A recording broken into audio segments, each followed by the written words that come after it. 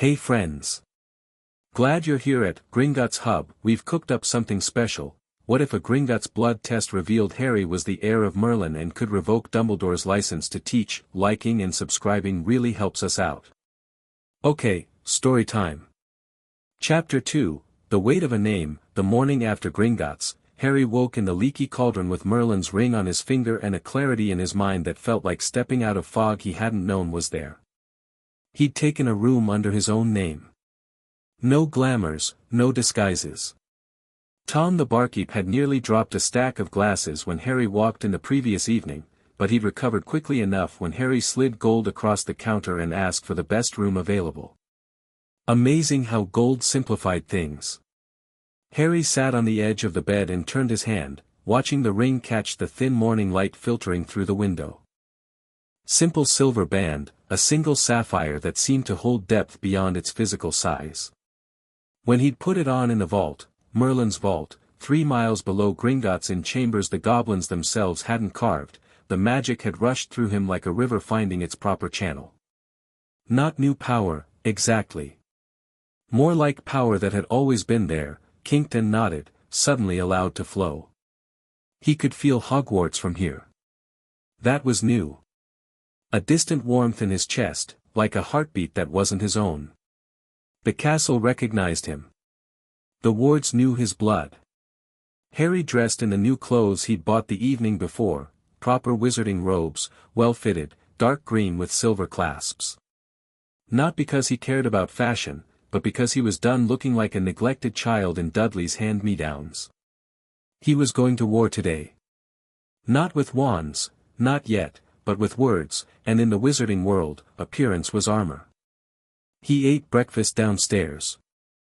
Eggs, toast, rashers of bacon, strong tea. He ate slowly and deliberately, because after today there would be no going back, and he wanted to remember this last quiet morning. The Daily Prophet landed on his table at 8. He ignored it. Whatever they were printing didn't matter. By tomorrow they'd be printing about him. The headquarters of the Order of the Phoenix smelled the same as it always had, dust, old magic, and Mrs. Weasley's cooking. Harry didn't bother knocking. The blood wards Dumbledore had layered over Grimmauld Place recognized him as Black Family, Sirius had seen to that, and he walked through the front door as easily as stepping through smoke. Creature appeared instantly, and Harry saw the elf's eyes go wide, then wider still as they fixed on the ring. "Master," Creature whispered, and for the first time there was no resentment in it. The elf bowed so low his nose touched the floor. "The old blood. Creature sees it. Creature knows." "Get up, Creature," Harry said, not unkindly. "Is the order here?" "Dumbledore and his people sit in the kitchen. They argue about Master Harry." Creature straightened, and there was something new in his expression, a fierce pride. "They do not know Master Harry is here." "Good. Don't announce me." Harry walked down the hallway. He could hear voices from the kitchen, raised, overlapping, the kind of argument that had been going on so long it had worn grooves in itself. He recognized Molly Weasley's sharp worry, Tonks's frustrated interruptions, and beneath them all, the low measured calm of Albus Dumbledore. "Can't have just vanished, Albus. The Desleys said he left 2 days ago, he emptied his vault, Dumbledore. The goblins confirmed that much, if I may." Dumbledore's voice cut through gently. "Harry is a resourceful young man. I'm certain he is quite safe. When he's ready, when he's ready." That was Remus, and the wolf was in his voice. "You said that about Sirius too. That he'd come around when he was ready. How did that work out?" Silence. Heavy, ugly silence. Harry pushed open the kitchen door. The room held perhaps 15 people, most of the Order's inner circle. They were arrayed around the long table, teacups and documents scattered between them. Dumbledore sat at the head, resplendent in robes of midnight blue, half-moon spectacles catching the candlelight. Beside him, McGonagall looked drawn. Snape lurked in the corner like an oil stain. Moody's magical eye was already fixed on Harry before anyone else had turned. "Morning," Harry said. Molly was on her feet instantly. Harry. Oh, thank heavens, we've been worried sick. I know, Harry said. I could hear. He stepped into the room fully, let the door swing shut behind him. His eyes found Dumbledore's and held them. Professor. We need to talk. Dumbledore's expression was composed, grandfatherly, warm. But Harry watched his eyes, really watched them, and saw the calculation happening behind that twinkle. The old man was taking in the new robes, the posture, the ring. Harry saw the exact moment Dumbledore noticed the ring, because something behind those blue eyes went very still. My dear boy, Dumbledore said, rising. We have indeed been concerned. Perhaps after the meeting, you and I might, no. Harry didn't raise his voice. He didn't need to. Not privately. Not where you can control what's heard and what isn't. Here. Now. In front of everyone. The room went quiet. Moody's magical I-word. Tonks had frozen halfway out of her seat. Even Snape had uncrossed his arms. Remus was staring at Harry with something caught between hope and worry. Harry, what's happened? You look different. Harry smiled, and it wasn't the smile of a boy. I am. He moved to the table, not to sit, but to stand at the opposite end from Dumbledore, so that the entire order was between them. A deliberate choice. Witnesses. 2 days ago, Harry said, I went to Gringotts and requested an inheritance test. Full-blood lineage audit. Something I should have been told about years ago, something that's offered to every orphan who enters the wizarding world. I wasn't told. Interesting, that. Harry, Dumbledore said, and now there was a warning in that gentle voice, there are matters best discussed, I'm speaking. Harry's voice carried an edge that silenced the room completely. Magic stirred around him, not visible, not yet, but everyone felt it. A pressure in the air, like the moment before lightning. You'll have your turn. I promise you that. Dumbledore sat back down. Slowly. The test revealed several things, Harry continued. My Potter inheritance, which I knew about. My black inheritance through Sirius's will, which I suspected. And a third line. One that goes back considerably further. He raised his right hand, let them see the ring clearly. McGonagall made a sound, a sharp intake of breath that might have been a gasp in anyone less controlled. Minerva? Dumbledore asked, without looking away from Harry. That ring, McGonagall whispered. That's not, it can't be, it is, Harry said. Confirmed by blood, by magic, and by the ring itself, which cannot be worn by anyone outside the line. I am the heir of Merlin. The last living one. The silence that followed was absolute. Then it broke into chaos. Impossible, the Emery's line died out in, bloody hell, quiet. Moody's voice cracked across the room like a whip. The old Auror was leaning forward, his magical eye fixed unblinkingly on Harry, on the ring, specifically. Let the boy talk. Thank you, Alastair. Harry took a breath. I'm not here to debate whether this is real. The Goblins confirmed it. The ring confirmed it. I accessed the vault, read the charter documents, the originals, not the ministry copies. I know exactly what this inheritance means. Legally, magically, and politically. His gaze swung back to Dumbledore. So do you, Professor. Don't you? Dumbledore was still. Perfectly, utterly still. His face held that composed serenity, but it was a mask now, and everyone in the room could see the cracks forming. If what you say is true, Dumbledore began carefully, then, if... Harry let the word hang. You can look at the ring, Professor. You know what it is. You've studied Merlin's legacy more than any living wizard, you wrote 3 papers on it. Don't insult us both with if. Harry. Dumbledore's voice was soft. Careful. I acknowledge the ring. But I must caution you, such power, in the hands of one so young, Harry repeated. I'm too young for power, but not too young to die. Not too young to be placed with abusive muggles as a shield strategy. Not too young to face Voldemort 4 times. Not too young to be told a prophecy that marks me for either murder or death. Several heads turned toward Dumbledore. Remus had gone pale. What prophecy? Remus said quietly. Oh, Harry said. He didn't tell you that either. There's a prophecy. About me and Voldemort. Neither can live while the other survives. Dumbledore's known since before I was born. Since before my parents died. He's known, and he kept it from everyone, from me, from you, from the people fighting and dying in this war. Because he decided he knew best. The room erupted again, but Harry watched only Dumbledore. The old man's mask was slipping. Not into anger, into something sadder. Something that might have been genuine regret. Harry almost felt sorry for him. Almost. I made decisions, Dumbledore said quietly, that I believed were in your best interest. In the interest of, the greater good? Harry finished. Interesting choice of words from a man who knows exactly who else used that phrase. Dumbledore flinched. Actually flinched.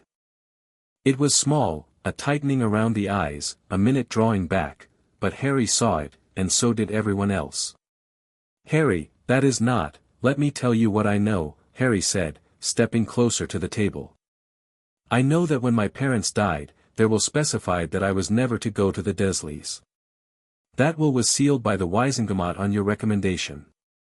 I know that Sirius never received a trial, never, and you were chief warlock with the authority to demand one. I know that you placed monitoring charms on me that reported to you and you alone, and that you ignored every report that showed signs of neglect and abuse because the blood wards were more important to your strategy. Harry, I know that you hired a man possessed by Voldemort in my first year. I know that you knew the Chamber of Secrets was open in my second year and sent no additional protection. I know that you allowed a tournament designed to kill me to proceed rather than invoke your authority as chief warlock to shut it down. I know that you ignored Sirius's mental health, kept him locked in a house that was destroying him, and then, when he died because of a trap you could have prevented by simply telling me the truth, you sat in your office and told me it was for my own good. Harry's voice hadn't risen. Not once. But the magic in the room was thrumming now, vibrating in the old wood and stone of the house, and every person there could feel it. Molly was crying silently. Remus looked like he'd been struck. Even Snape, who hated Harry, who lived to see him humiliated, had gone chalk white. I am done, Harry said, being your weapon. Your sacrifice. Your instrument of the greater good.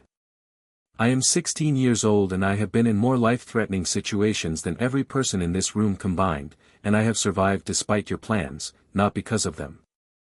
Dumbledore sat in his chair, and for the first time, he looked old. Not the vigorous, powerful old of a great wizard in his prime. Old in the way of a man watching something he built being dismantled, stone by stone, and knowing he couldn't stop it. What do you intend? Dumbledore asked. Harry reached into his robes and drew out a scroll, heavy parchment, sealed with the Emery's crest in silver wax. He'd prepared it that morning with the help of Gringotts' legal division, who had been almost embarrassingly eager to assist. Under the authority granted to me by the Hogwarts Charter of Foundation, Harry said, as ratified by the original 4 founders under the oversight and authority of Merlin Emery's, whose legal name you know as Merlin, I am formally revoking your license to teach at Hogwarts School of Witchcraft and Wizardry. He set the scroll on the table. Additionally, I am formally revoking your position as headmaster, which is granted under the same charter. And I am requesting, as is my right under Section 14 of the Charter, a full audit of all decisions made under your authority as headmaster, chief warlock, and supreme mugwump, as they pertain to the welfare of students in your care. Nobody moved. You can't, someone started. He can. That was McGonagall. Everyone turned to look at her. She was pale but composed, her lips thin, her eyes bright with something that might have been tears. The charter is clear. I've read it, the real one, not the abbreviated version the ministry uses. The heir of Emrys holds absolute authority over educational licensing in Wizarding Britain. It's the foundation on which the entire system is built. She looked at Dumbledore, and there was grief in her face, and something harder beneath it. Albus. Is what the boy said true? The will. The monitoring charms. All of it. Dumbledore was silent for a long moment. Then, slowly, he reached up and removed his spectacles. Rubbed the bridge of his nose. When he looked up, his eyes were naked, no twinkle, no warmth, no performance. Just a tired old man who had been caught. Yes, he said. The word fell like a stone into still water. God, Albus, Remus whispered. I did what I believed was necessary, Dumbledore said, and his voice was steady but thin. The prophecy, the Horcruxes, yes, Horcruxes, Tom made more than one, the blood protection, all of it was part of a design to ensure the survival of the wizarding world. I bear the weight of those choices and I will not pretend they were easy. But I will not apologize for making them.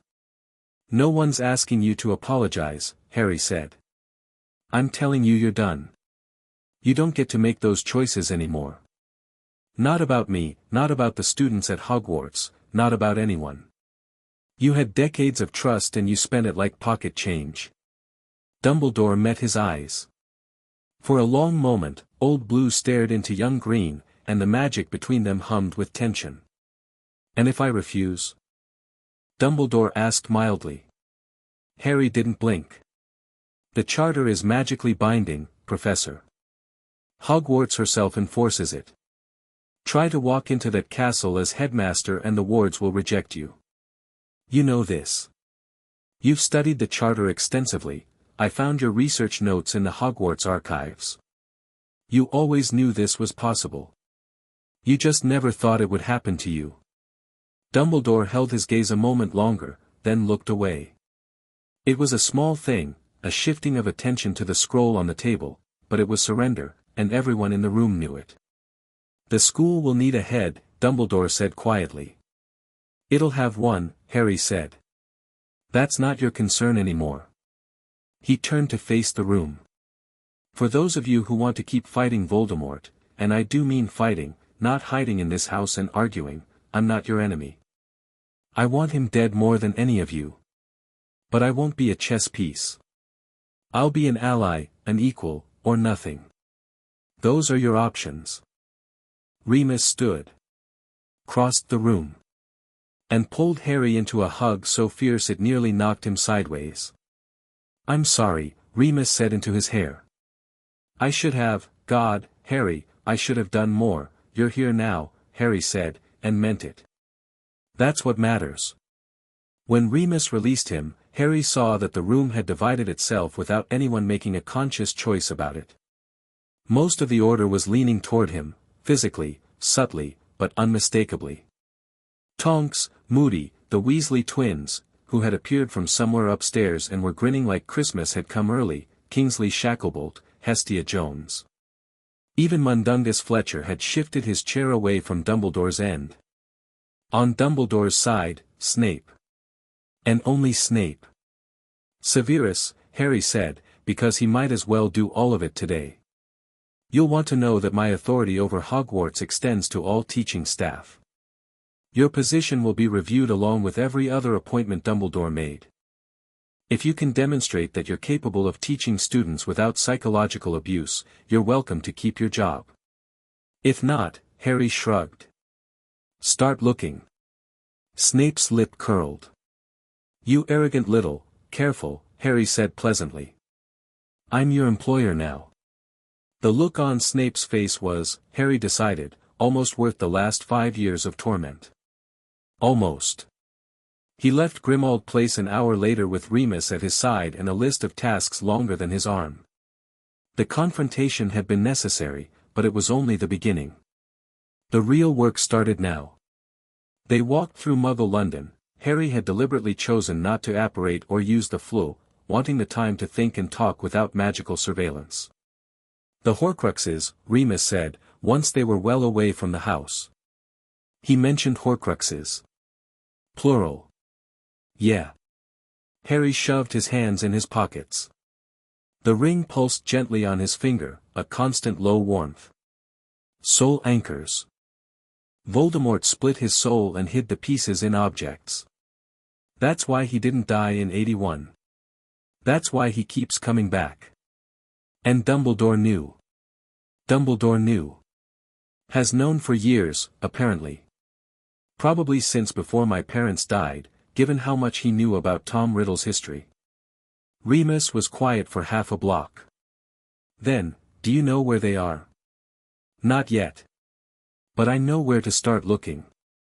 Merlin's vault had, Remus, you wouldn't believe what was in that vault. Books, artifacts, journals going back to the founding of Hogwarts. There's magic there that the modern world has forgotten existed. And some of it deals specifically with soul magic. Detection, extraction, destruction. Extraction, Remus repeated carefully.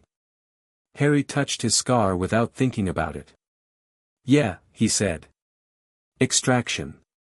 They walked in silence for another minute. You felt it, Remus said. Not a question. I've suspected for a while. The connection, the visions, the parseltongue. But in the vault, there's an artifact, a mirror, sort of. It shows magical signatures.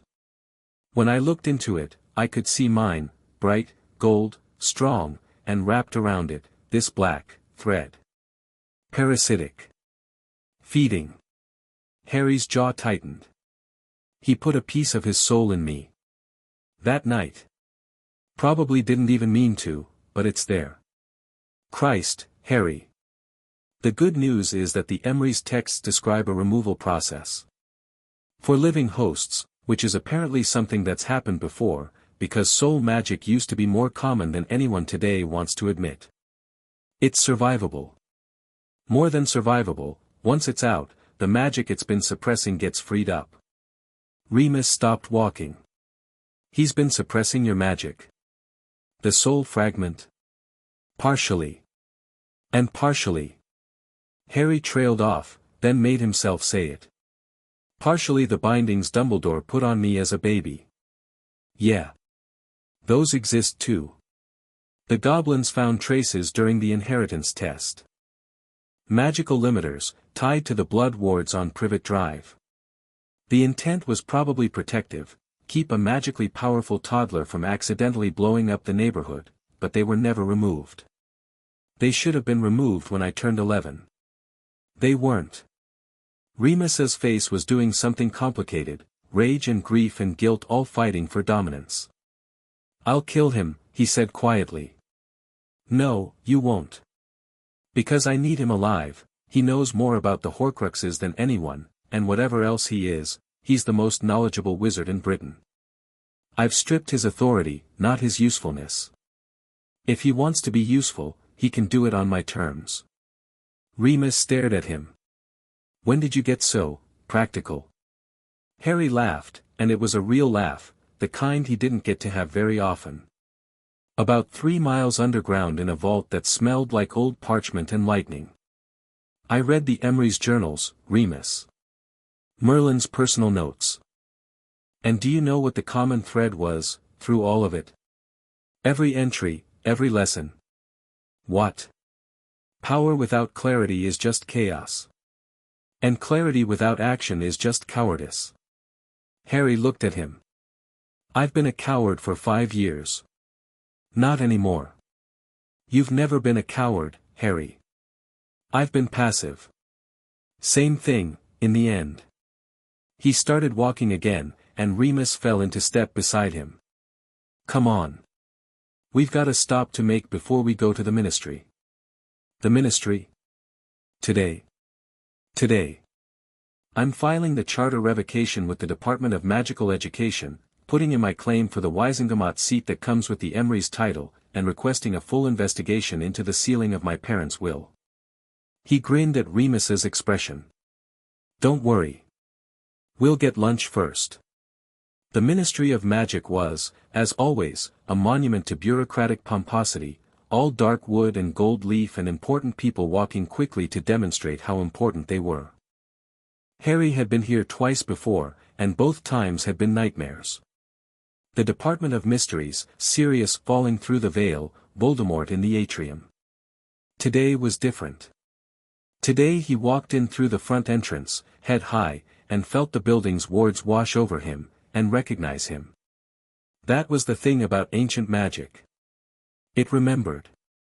The security wizard at the wand check desk nearly swallowed his tongue when Harry gave his name. By the time they'd reached the lifts, a small crowd had formed, ministry workers pretending not to stare, whispering behind their hands. Harry ignored them. Level 2, Remus said. Department of Magical Education is, Level 4, Harry corrected. But we're not starting there. We're starting at the DMLE. The Department of Magical Law Enforcement was bustling at midday. Aurors moved between cubicles, interdepartmental memos zoomed overhead, and somewhere in the back someone was loudly arguing about overtime pay. Harry moved through it all with purpose, heading for the office at the far end, the one with the heavy oak door and the brass nameplate. He knocked once, then opened the door without waiting. Amelia Bones looked up from behind a desk buried in parchment. She was a square-jawed woman with close-cropped gray hair and the kind of eyes that had seen everything and were tired of most of it. She took in Harry, took in Remus behind him, and raised one eyebrow. "Mr. Potter," she said. "I don't recall an appointment." "You don't," Harry agreed, settling into the chair across from her without being invited. "But I think you'll want to hear what I have to say. It involves criminal negligence, sealed wills, and a Hogwarts charter revocation." Both eyebrows went up. Bones leaned back in her chair, folded her hands, and said, "Close the door." Remus did. Harry talked for 20 minutes. He laid out everything, the inheritance, the charter, the revocation, the sealed will, the lack of trial for Sirius, the monitoring charms that proved Dumbledore knew about the Dursleys' treatment. He was specific, factual, and calm. He'd learned something in that vault, learned it from Merlin's own words: emotion convinces allies. Evidence convinces authorities. When he finished, Bones was quiet for a long time. She'd taken notes, quick, precise shorthand on a ministry notepad. Now she stared at those notes as if they might rearrange themselves into something less explosive. "You understand," she said finally, "that what you're describing, if even half of it is substantiated, would be the largest institutional scandal in modern wizarding history." "I do." "And you want to proceed?" "I do." Bones looked at him, really looked, the way Moody did, the way McGonagall had. "Measuring the Emery's claim," she said. "The Goblins verified it. Blood test, ring acceptance, and vault access. All three forms of verification that Gringotts recognizes. I have the documentation here." Harry drew a thick envelope from his robes and set it on her desk. Bones didn't open it immediately. "I knew your parents," she said abruptly. "James and Lily. Good people. Good Aurors. James was, at least. Lily would have been." She picked up the envelope. "I'll open a formal investigation. The sealed will is the easiest starting point, that's public record that was made non-public, which requires justification that should be on file. If it isn't, that's already a violation." "Thank you." "Don't thank me yet. This is going to get ugly, Mr. Potter. Dumbledore has allies everywhere, in this building, in the Wizengamot, in the press. The moment this becomes public, you'll be under siege." Harry stood. "Madam Bones, I've had Voldemort trying to kill me since I was 1 year old. I think I can handle some bad press." She almost smiled. "Almost. I'll be in touch. And Mr. Potter, get yourself a solicitor. A good one. You'll need it." They went to level 4 next. The Department of Magical Education was smaller, quieter, and run by a witch named Griselda Marchbanks, who was old enough to have examined Dumbledore himself during his newts. She received Harry in an office that smelled of lavender and old exams, peering at him through spectacles thicker than Trelawney's. "The heir of Emrys," she said, after examining the ring, the documentation, and Harry himself with equal intensity. "In my lifetime. I never thought I'd see it. Does the charter revocation stand?" Harry asked. He'd handed her the scroll, the formal document, magically binding, sealed with the Emrys crest. Marchbanks read it 3 times. Then she looked at Harry over her spectacles with sharp, ancient eyes. "It stands. The charter is not ministry law, it predates the ministry by 7 centuries. We don't have the authority to override it, even if we wanted to. And frankly," she set down the scroll. "Frankly, Mr. Potter, I'm not sure we would want to." "Meaning?" "Meaning that Albus Dumbledore is a great wizard. But he has been headmaster for a very long time, and there have been concerns. About hiring practices, about safety standards, about his tendency to treat the school as a personal project rather than a public trust." Marchbanks's voice was dry as dust. "This office has received complaints for decades. We've never had the authority, or the political capital, to act on them." "You do now," Harry said. Marchbanks looked at him for a long moment, and then she smiled, a thin, sharp, satisfied smile. "So we do, Mr. Potter. So we do." She stamped the scroll with the department seal. "Official. Binding. Done." By the time Harry and Remus left the ministry, it was mid-afternoon and Harry felt like he'd run a marathon. Not physically, magically, emotionally, the weight of the day pressing down on his shoulders like a physical thing. But it was done. The wheels were turning and they couldn't be stopped now. They apparat to Diagon Alley, Remus doing the work, since Harry hadn't passed his test yet, something he made a mental note to rectify immediately, and found a quiet table at the back of the leaky cauldron. "You're handling this remarkably well," Remus said, after they'd ordered food. "I don't feel like I am," Harry admitted. "I feel like I'm 3 steps from flying apart. But I can fly apart later. Right now there's too much to do." "Harry." Remus's voice was gentle but firm. "You don't have to do everything today. You don't have to do everything alone. I know." Harry dragged a hand through his hair. "I know. But, Remus, I spent last summer alone in that house, grieving serious, getting nothing from anyone. Not information, not comfort, not even a straight bloody answer about what was happening in the war. I wrote letters and got back, 'Be patient and we'll explain when we can.'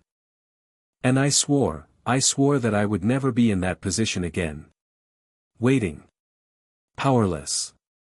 Dependent on people who won't tell me the truth. So you went to Gringotts." "So I went to Gringotts. And everything changed. Their food arrived." Harry ate mechanically, his body needed fuel even if his mind was elsewhere. He was thinking about Hogwarts. About September. About what the school would look like without Dumbledore at its helm. "McGonagall," he said abruptly. "For headmistress." Remus nodded slowly. "She'd be the obvious choice. She's been deputy for decades." And she was furious with him. Genuinely furious. "That matters. I need someone who won't just continue his policies under a different name." Harry took a drink of pumpkin juice. "I'll need to talk to her. Officially, as the heir, the appointment is mine to make, but I'm not going to just decree it. That's Dumbledore's way. I'll ask. Let her choose. And the defense position? That'll need filling too, presumably." Harry grinned. "I have an idea about that. But it requires someone being willing to come out of retirement." "Who?" "You." Remus blinked. "Harry, you're the best defense teacher we've ever had. The only one who actually taught us anything useful. And before you bring up the werewolf thing, I'm the heir of Emrys, the licensing authority. I can write whatever exceptions or accommodations into the rules that I want. It's not that simple, it is exactly that simple. The only reason it wasn't simple before is that people with the power to change things chose not to. I'm choosing differently. Harry met his eyes. Unless you don't want to. That's the only reason I'll accept. Remus opened his mouth. Closed it. Opened it again. You're really not the same boy I taught 3 years ago, he said finally. No, Harry agreed. I'm not. They were interrupted by the arrival of an owl, a sleek black eagle owl that landed on the table with the kind of precision that spoke of expensive training. It carried a cream-colored envelope sealed with green wax, and it looked at Harry with haughty golden eyes before extending its leg. Harry took the letter.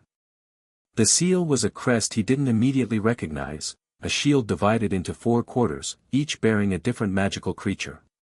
The handwriting inside was elegant, feminine, and utterly practical. Mr. Potter, word travels fast in certain circles. I understand you visited the ministry this morning and that significant changes are forthcoming regarding Hogwarts governance. I believe I can be of assistance, both politically and practically, in navigating what comes next.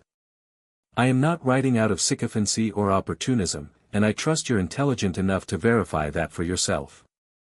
I am writing because the current system benefits no one except those already in power, and you appear to be the first person in a century with both the authority and the inclination to change it. If you're willing to meet, I'll be at Fortescue's tomorrow at 10. I'll be the blonde reading Machiavelli. Regards, Daphne Greengrass. Harry read it twice, then handed it to Remus, who read it with both eyebrows raised. Greengrass, Remus said. Old family. Neutral in both wars, which, in Slytherin, takes a specific kind of strength. Her father sits on the Wizengamot. You think it's genuine? I think she's Slytherin, which means there's an angle. But that doesn't make it dishonest, it just means she's thought about what she gains. Remus handed the letter back. I'd meet her. Carefully. Harry tucked the letter away. Tomorrow, then. That night, back in his room at the Leaky Cauldron, Harry sat cross-legged on the bed with the contents of Merlin's vault spread around him. Not all of it, the vault had held enough to fill a library, but the pieces he'd selected, a journal bound in leather so old it was nearly black, a crystal phial containing something that glowed faintly gold, and a slim wooden case that held what the goblins had identified as a primary focus, a wand, or something like one, made of yew and silver and something else that hummed when Harry touched it. He'd been reading the journal for hours. Not the whole thing, it was dense, written in a script that shifted between Old English, Latin, and something older still that Harry could somehow read now, the knowledge having settled into him with the ring's acceptance. But certain passages seemed to glow brighter than others, as if the book knew what he needed. On the subject of institutional power, one entry read, I have concluded that the greatest danger to any society is not the tyrant who seizes control openly, but the benevolent guide who accumulates power through trust and uses it without accountability. The tyrant can be overthrown. The beloved mentor cannot, for who will raise a hand against the man who only wants what's best for you? Harry stared at that passage for a long time. This is why I have built the charter as I have, the entry continued. Not to grant my heirs tyrannical authority, but to ensure that no single person, no matter how wise, how powerful, how well-intentioned, can hold unchecked power over the education of magical children. The teachers who shape young minds must be accountable to something greater than their own judgment. If my blood must serve as that check, then so be it. Better a distant authority than no authority at all. He closed the journal. Rubbed his eyes. It was past midnight and the candle was guttering, but his mind wouldn't quiet. He thought about Dumbledore. About that moment in the kitchen when the mask had fallen and there was just a tired old man underneath. Harry didn't enjoy what he'd done today, didn't take pleasure in tearing someone down. But he'd meant what he said. Dumbledore had had decades of trust and he'd spent it buying silence, compliance, and control. The thing was, and this was the part that sat uneasily in Harry's chest, Dumbledore wasn't wrong about everything. Voldemort was real. The Horcruxes were real. The war was real, and it needed fighting, and Dumbledore had been fighting it longer than Harry had been alive. The old man's knowledge was invaluable. His power was immense. His connections, his understanding of Tom Riddle, his sheer magical brilliance, all of it was needed. Harry just refused to let that need be leveraged into submission anymore. He picked up the crystal phial. The golden liquid inside moved like something alive, slow, languorous, pulsing with gentle light. The label, in Merlin's cramped handwriting, read, "Essence of Clarity." 1 drop. No more. He'd use it tomorrow. Before the meeting with Greengrass, before whatever came next. 1 drop to burn away the fog, the Horcrux's influence, the lingering effects of the bindings, the years of suppressed potential. The goblins had explained what it would do, not give him new power, but unlock what was already there. Remove the chains. Harry set the phial carefully on the bedside table and extinguished the candle with a thought, wandless, effortless, the magic flowing from him as naturally as breathing. That was new too. He lay in the darkness, feeling the castle, Hogwarts, hundreds of miles away, humming in his bones. Feeling the ring warm on his finger. Feeling, for the first time in his life, like he was exactly where he was supposed to be. Tomorrow. Tomorrow he'd take the essence. Meet Greengrass. Begin planning the hunt for the Horcruxes. Begin reshaping a school. Begin fighting a war on his own terms. But tonight, he slept. And for the first time in over a year, he didn't dream of the veil. He woke at dawn. The sunlight through the leaky cauldron's grimy windows was thin and gray, but Harry felt alert instantly, none of the usual morning fog, none of the heaviness that came from a night of Voldemort's bleeding emotions. The phial was where he'd left it, glowing softly on the bedside table. Harry didn't hesitate. He'd spent too long hesitating, too long waiting for permission, for the right moment, for someone to tell him it was okay. He uncorked the phial, tilted 1 drop onto his tongue, and swallowed. For 3 seconds, nothing happened. Then the world caught fire. Not literally, there was no heat, no pain. But every sense he had suddenly amplified, clarified, sharpened to a razor's edge. He could feel the magic in the walls, in the floor, in the air itself, could feel it the way a fish must feel water, surrounding and supporting and alive. He could feel the wards on the leaky cauldron, old, tired, patched a dozen times, the enchantments on Diagon Alley beyond, layered, complex, beautiful in their intricacy, and beneath it all, the deep slow pulse of the ley lines under London, rivers of raw magic flowing through the earth like blood through veins. And he could feel the black thread in his scar. Feel it clearly now, not as a vague connection, not as a sometimes thing that flared with Voldemort's moods, but as a distinct, parasitic presence. Foreign. Wrong. Wrapped around his own magic like a strangling vine. Harry reached for it, not with his hands but with his magic, with the instinctive understanding that the Emery's blood gave him, and pulled. The pain was extraordinary. He'd thought he knew pain, cruciatus, basilisk venom, the graveyard, but this was different. This was the pain of separation, of tearing away something that had been part of him for 15 years, and his body fought it even as his magic demanded it. He pulled harder. The black thread resisted, clung, dug in. He felt Voldemort on the other end, felt shock, then fury, then something that might have been fear. Good. Let him be afraid. Harry pulled with everything he had, and the thread snapped. The scream that tore from his throat was involuntary. The blast of magic that erupted from him shattered every window in the room, cracked the walls, and sent the furniture flying. He collapsed onto the bed, gasping, shaking, and felt free. The connection was gone. Not dampened, not blocked, gone. The constant low-level pressure he'd lived with for 15 years, so constant he'd forgotten it was there, simply vanished. His magic, freed from both the Horcrux's drain and whatever remained of Dumbledore's childhood bindings, burned away in the surge like cobwebs in a furnace, expanded to fill the space. Harry lay on his back, staring at the cracked ceiling, and breathed. His magic settled around him like a cloak, vast, warm, his. Fully, completely his for the first time in his life. He felt powerful. Not in the abstract way he'd felt when the ring accepted him, not as potential or promise. As fact. He could feel the depth of it, the sheer volume of magical energy now available to him, and it was staggering. Not infinite, nothing was infinite, but deep. Deep enough to matter. Deep enough to end a war. A pounding on the door. Mr. Potter. Mr. Potter. Are you all right? What happened? Harry sat up. Waved a hand, wandless, instinctive, and the room repaired itself. Windows unshattered, walls smoothed, furniture righted. The magic flowed from him without effort, without thought, as natural as flexing a muscle he'd just discovered. He opened the door. Tom the barkeep stood in the hallway, white-faced, wand-drawn. Behind him, several other guests peered nervously from their own doors. "Sorry," Harry said, and his voice sounded different, steadier, deeper, carrying a resonance that wasn't quite normal. "Magical accident. It's handled."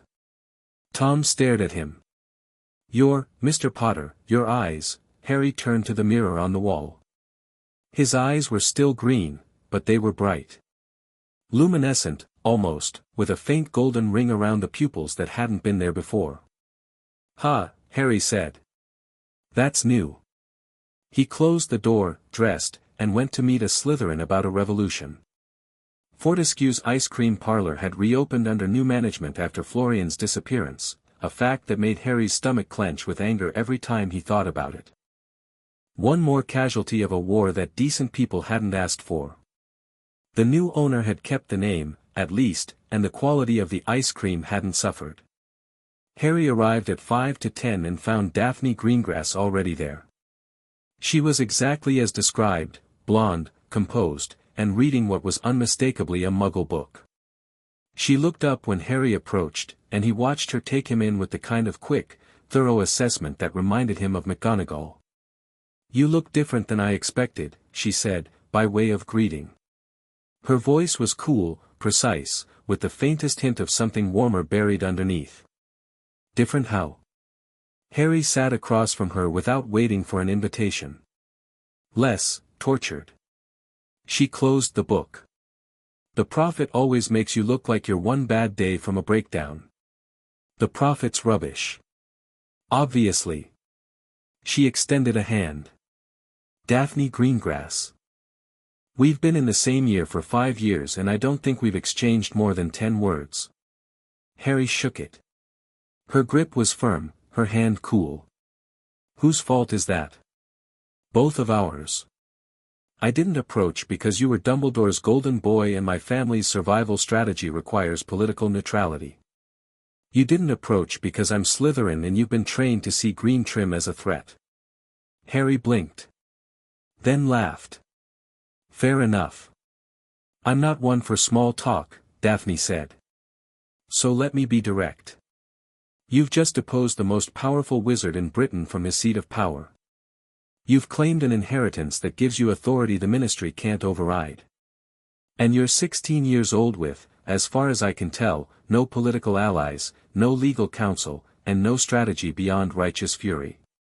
I have Remus. A werewolf with no political standing and, forgive me, limited connections. You need more." She leaned forward slightly. "You need someone who understands how the Wizengamot works, who knows which families will support you and which will try to destroy you, and who can help you build a coalition before your enemies build one against you. And that's you.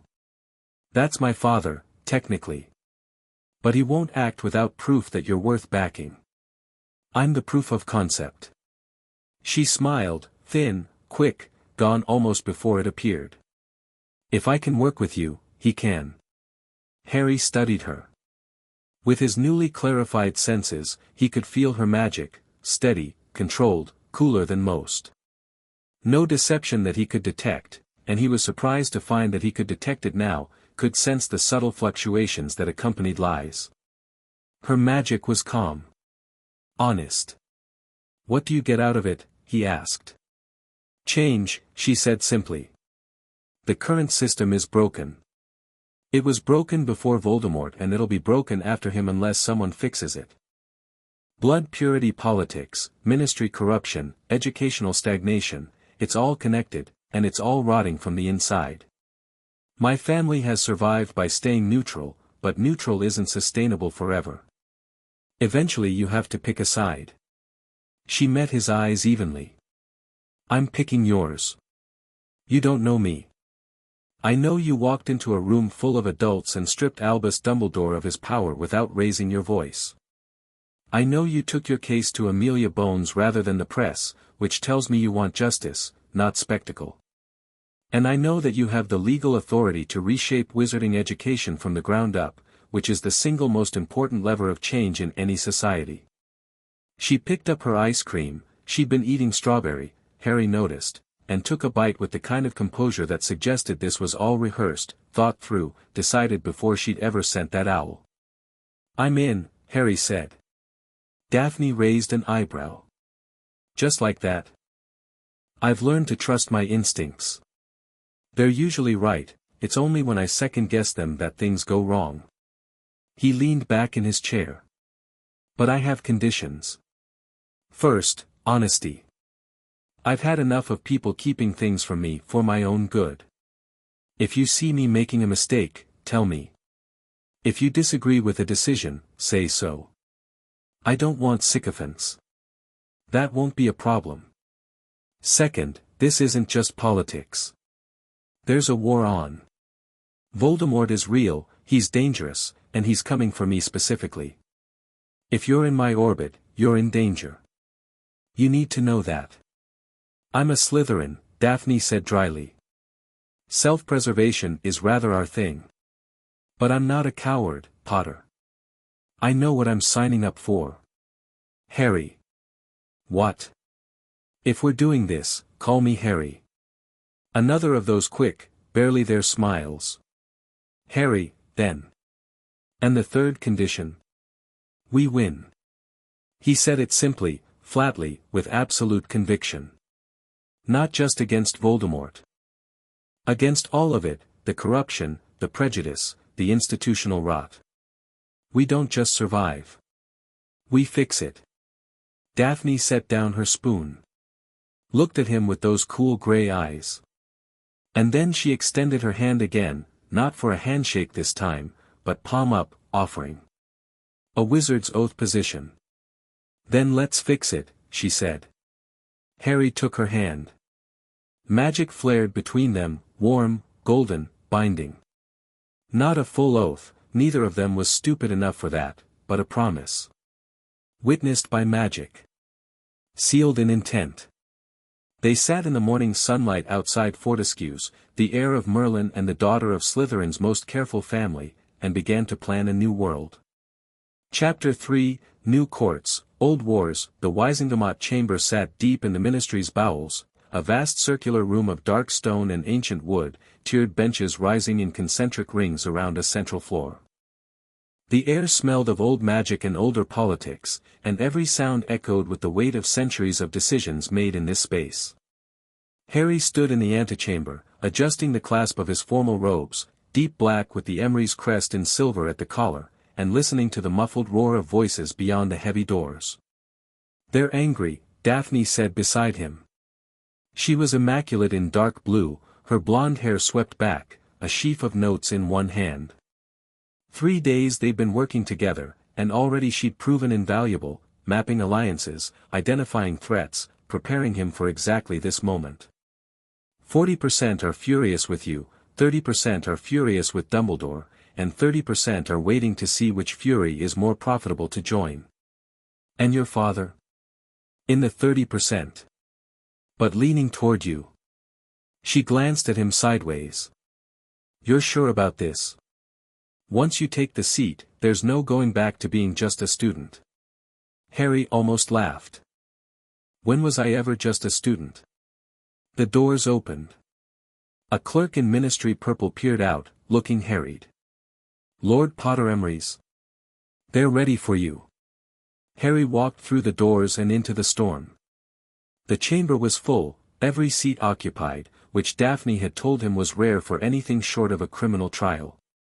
The tiered benches were packed with witches and wizards in plum-colored Wizengamot robes, and their collective attention hit Harry like a physical force as he descended the steps to the central floor. He felt their magic too, dozens of powerful signatures, pressing against his awareness like heat from a crowd. Some curious. Some hostile. A few genuinely afraid. Good. Let them be afraid. Fear of change meant change was needed. Amelia Bones sat in the section reserved for department heads, her face carefully neutral. Beside her, a pudgy man Harry recognized as the new minister, Rufus Scrimgeour, had apparently replaced Fudge sometime in the last month, which told Harry something about how badly things had been going in the war, watched him with leonine intensity. Scrimgeour looked like a man who'd been handed a puzzle he didn't appreciate. In the upper benches, Harry spotted faces he recognized. Lucius Malfoy, out of Azkaban already, which sent a spike of fury through Harry's chest that he deliberately smoothed away. Neville's grandmother, Augusta Longbottom, upright and sharp-eyed. A blonde woman who had to be Daphne's mother, given the resemblance. And scattered throughout, the old families, Bones, Abbott, Macmillan, Zabini, Nott, all watching, waiting, measuring. Dumbledore was not present. His chief warlock seat sat empty. That absence spoke louder than his presence would have. The acting chief warlock, Tiberius Ogden, elderly and blinking behind thick spectacles, rapped his gavel. Order. This emergency session has been called to address the claim of inheritance filed by one Harry James Potter, regarding the title, seat, and authority of the most ancient and noble house of Emrys. He peered down at Harry. Mr. Potter. You may present your claim. Harry didn't mount the petitioner's podium. He walked to the center of the floor, where everyone could see him clearly, and spoke without amplification, letting his magic carry his voice to every corner of the chamber, natural and resonant. Members of the Wizengamot. I won't waste your time with speeches. You've all heard the rumors by now, some accurate, most not. So let me give you facts. He raised his right hand, showing the ring. This is the signet of Emrys, also called Merlin's ring. It cannot be worn by anyone outside the direct bloodline, it rejects pretenders, violently. I'm wearing it. That's fact 1. He drew a scroll from his robes and held it up. This is the certified result of a Gringotts inheritance test, verified by blood magic and sealed by Director Ragnarok himself. It confirms my lineage through the Potter line, specifically through Ignotus Peverell, whose mother was Morrigan Emrys, the last publicly known member of the line. That's fact 2. He let the scroll unroll and float, wandlessly, a small demonstration that wasn't lost on anyone in the room, to Ogden's bench. And fact 3, 3 days ago, I accessed the Emrys vault beneath Gringotts and retrieved these documents, which include the original Hogwarts Charter of Foundation, bearing Merlin's signature and magical seal. The charter is clear about the rights of the heir. I'm not here to ask for those rights. I'm here to inform you that they're active. The chamber erupted. Ogden's gavel cracked repeatedly against his bench. Order. Order. This is preposterous. A voice from the upper benches, thin, reedy, dripping with contempt. Harry looked up and saw a wizard he didn't recognize, pale and sharp-featured, half-rising from his seat. A 16-year-old boy claims authority over the entire educational system based on, what? A goblin blood test. Since when do we accept goblin verification of wizard lineage? Since always, Harry said calmly. Gringotts has administered inheritance verification for every noble house in this chamber for over 4 centuries. Every single one of you sits in your seat today based on goblin-verified lineage. If you'd like to challenge the validity of their process, I'm sure the other houses would love to hear why their own claims should be questioned. Silence. The wizard sat down, pale with fury but unable to counter. "The ring," someone else called out, Augusta Longbottom, her voice cutting through the murmurs. "Let the ring be examined." An artifact of that age and significance would be recognizable to the Department of Mysteries. "Happily," Harry said. Ogden dispatched a clerk, who returned minutes later with an unspeakable, a tall woman in grey robes with her hood up and her face partially obscured. She descended to the floor, and Harry extended his hand without hesitation. The unspeakable cast 3 spells in quick succession, diagnostic magic that shimmered gold, then blue, then white as it washed over the ring. She studied the results for a long moment. Then she straightened, turned to Ogden, and said in a clear voice, "Authentic. The signet of Emrys. Age verified at approximately 1500 years. The magical signature matches all known references in the department's archives." She paused.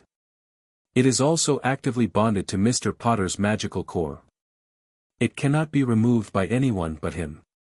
The chamber went very quiet. "Well," Ogden said, after a moment. "That would seem to settle that. Mr. Potter, Lord Emrys, rather, your claim is verified. You may take your seat."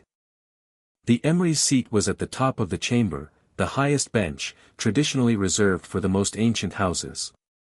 It had been empty for so long that it was barely visible, tucked into a corner where dust had gathered. But as Harry climbed the stairs toward it, the seat changed. The wood, old and grey, flushed with color, warm oak, carved with symbols that glowed briefly silver. The dust vanished. The magic of the chamber recognized its master. Harry sat. And from the highest point in the Wizengamot, looked down at the assembled power of Wizarding Britain. "Now," he said.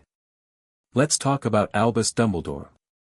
The session lasted 4 hours. It was brutal. Harry had expected resistance, and he got it, but not from the quarter he'd anticipated. Malfoy and his block stayed surprisingly quiet, watching with the kind of predatory patience that suggested they were happy to let Harry tear down Dumbledore without dirtying their own hands. The opposition came instead from the middle, the moderates, the Dumbledore loyalists who genuinely believed the old man had been a force for good. And Harry couldn't entirely dismiss them, because they weren't wrong about everything. Dumbledore had fought Grindelwald. Had opposed Voldemort. Had protected hundreds of students over decades. His sins didn't erase his service. But his service didn't excuse his sins. "The revocation of his teaching license is not punishment," Harry said, for what felt like the 20th time. "It's accountability. A man who uses his position to manipulate students, seal wills, suppress trials, and conduct unsanctioned magical monitoring of minors cannot be trusted with that position. It's that simple. And who determines what's trustworthy?" called a witch from the Dumbledore faction. "You. A teenager with 3 days' experience in governance." "The charter determines it," Harry said evenly. "I'm just enforcing it. But if you want my personal standard, I'd say anyone who places a magical child in an abusive household and then monitors that abuse for 10 years without intervening has forfeited the right to be called an educator." That shut them up. Amelia Bones had released the preliminary findings of her investigation that morning, the monitoring charms, confirmed by Dumbledore's own admission. The sealed will, found to have been locked away without proper justification. The evidence was public now, and it was damning. The vote, when it came, wasn't even close. 38 to 12, with 6 abstentions, to formally acknowledge the charter revocation and strip Dumbledore of his Wizengamot positions pending investigation. Malfoy's block had voted with Harry, cynically, transparently, but their votes counted the same as anyone else's. Harry walked out of the chamber feeling like he'd been chewed up and spat out by something with very large teeth. But he'd won. The first battle of a longer war, but a victory nonetheless. Daphne was waiting in the antechamber, and she was not alone. Beside her stood Neville Longbottom, taller than Harry remembered, broader in the shoulders, with a quiet steadiness in his face that hadn't been there a year ago. "Hey," Neville said, and smiled. Hell of a show. Harry clasped his hand. You watched? Gran got me in. Observer's gallery. Neville's grip was firm, his eyes direct. I heard what you said about Dumbledore. About all of it. I want to help. Neville, don't. Neville's voice was gentle but immovable. Don't tell me it's dangerous. Don't tell me I don't have to. My parents are in St. Mungo's because of this war. I've been training all summer, not Dumbledore's army stuff, real training. Gran's been teaching me the Longbottom family magic.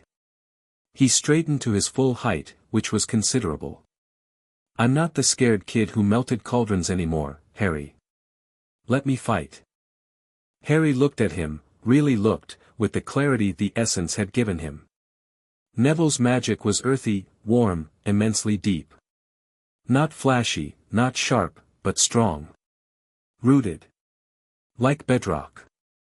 I never thought you were scared, Harry said. You were always braver than me. You just needed someone to tell you it was allowed. Neville's ears went red, but he grinned. So welcome to the team. Harry clapped him on the shoulder, then turned to Daphne. How bad is the fallout going to be? The Prophet will have the story by evening edition. I've already spoken to my father, he's prepared a statement of support from the neutral bloc. That'll run tomorrow. She consulted her notes. Scrimgeour wants a meeting. I'd make him wait, 3 days at least. Let him sweat. He'll be more reasonable if he thinks you might not need him. And Dumbledore? Daphne's expression cooled. My sources say he left Britain this morning. France, possibly. He has allies at Beauxbatons. Harry frowned. He ran. He repositioned. There's a difference. He's not giving up, he's finding ground where your authority doesn't reach. The charter only covers Britain. Then he'll come back when he has a counter-strategy. Almost certainly. Which is why we need to be ready. She tucked her notes away. But first, you need to eat something.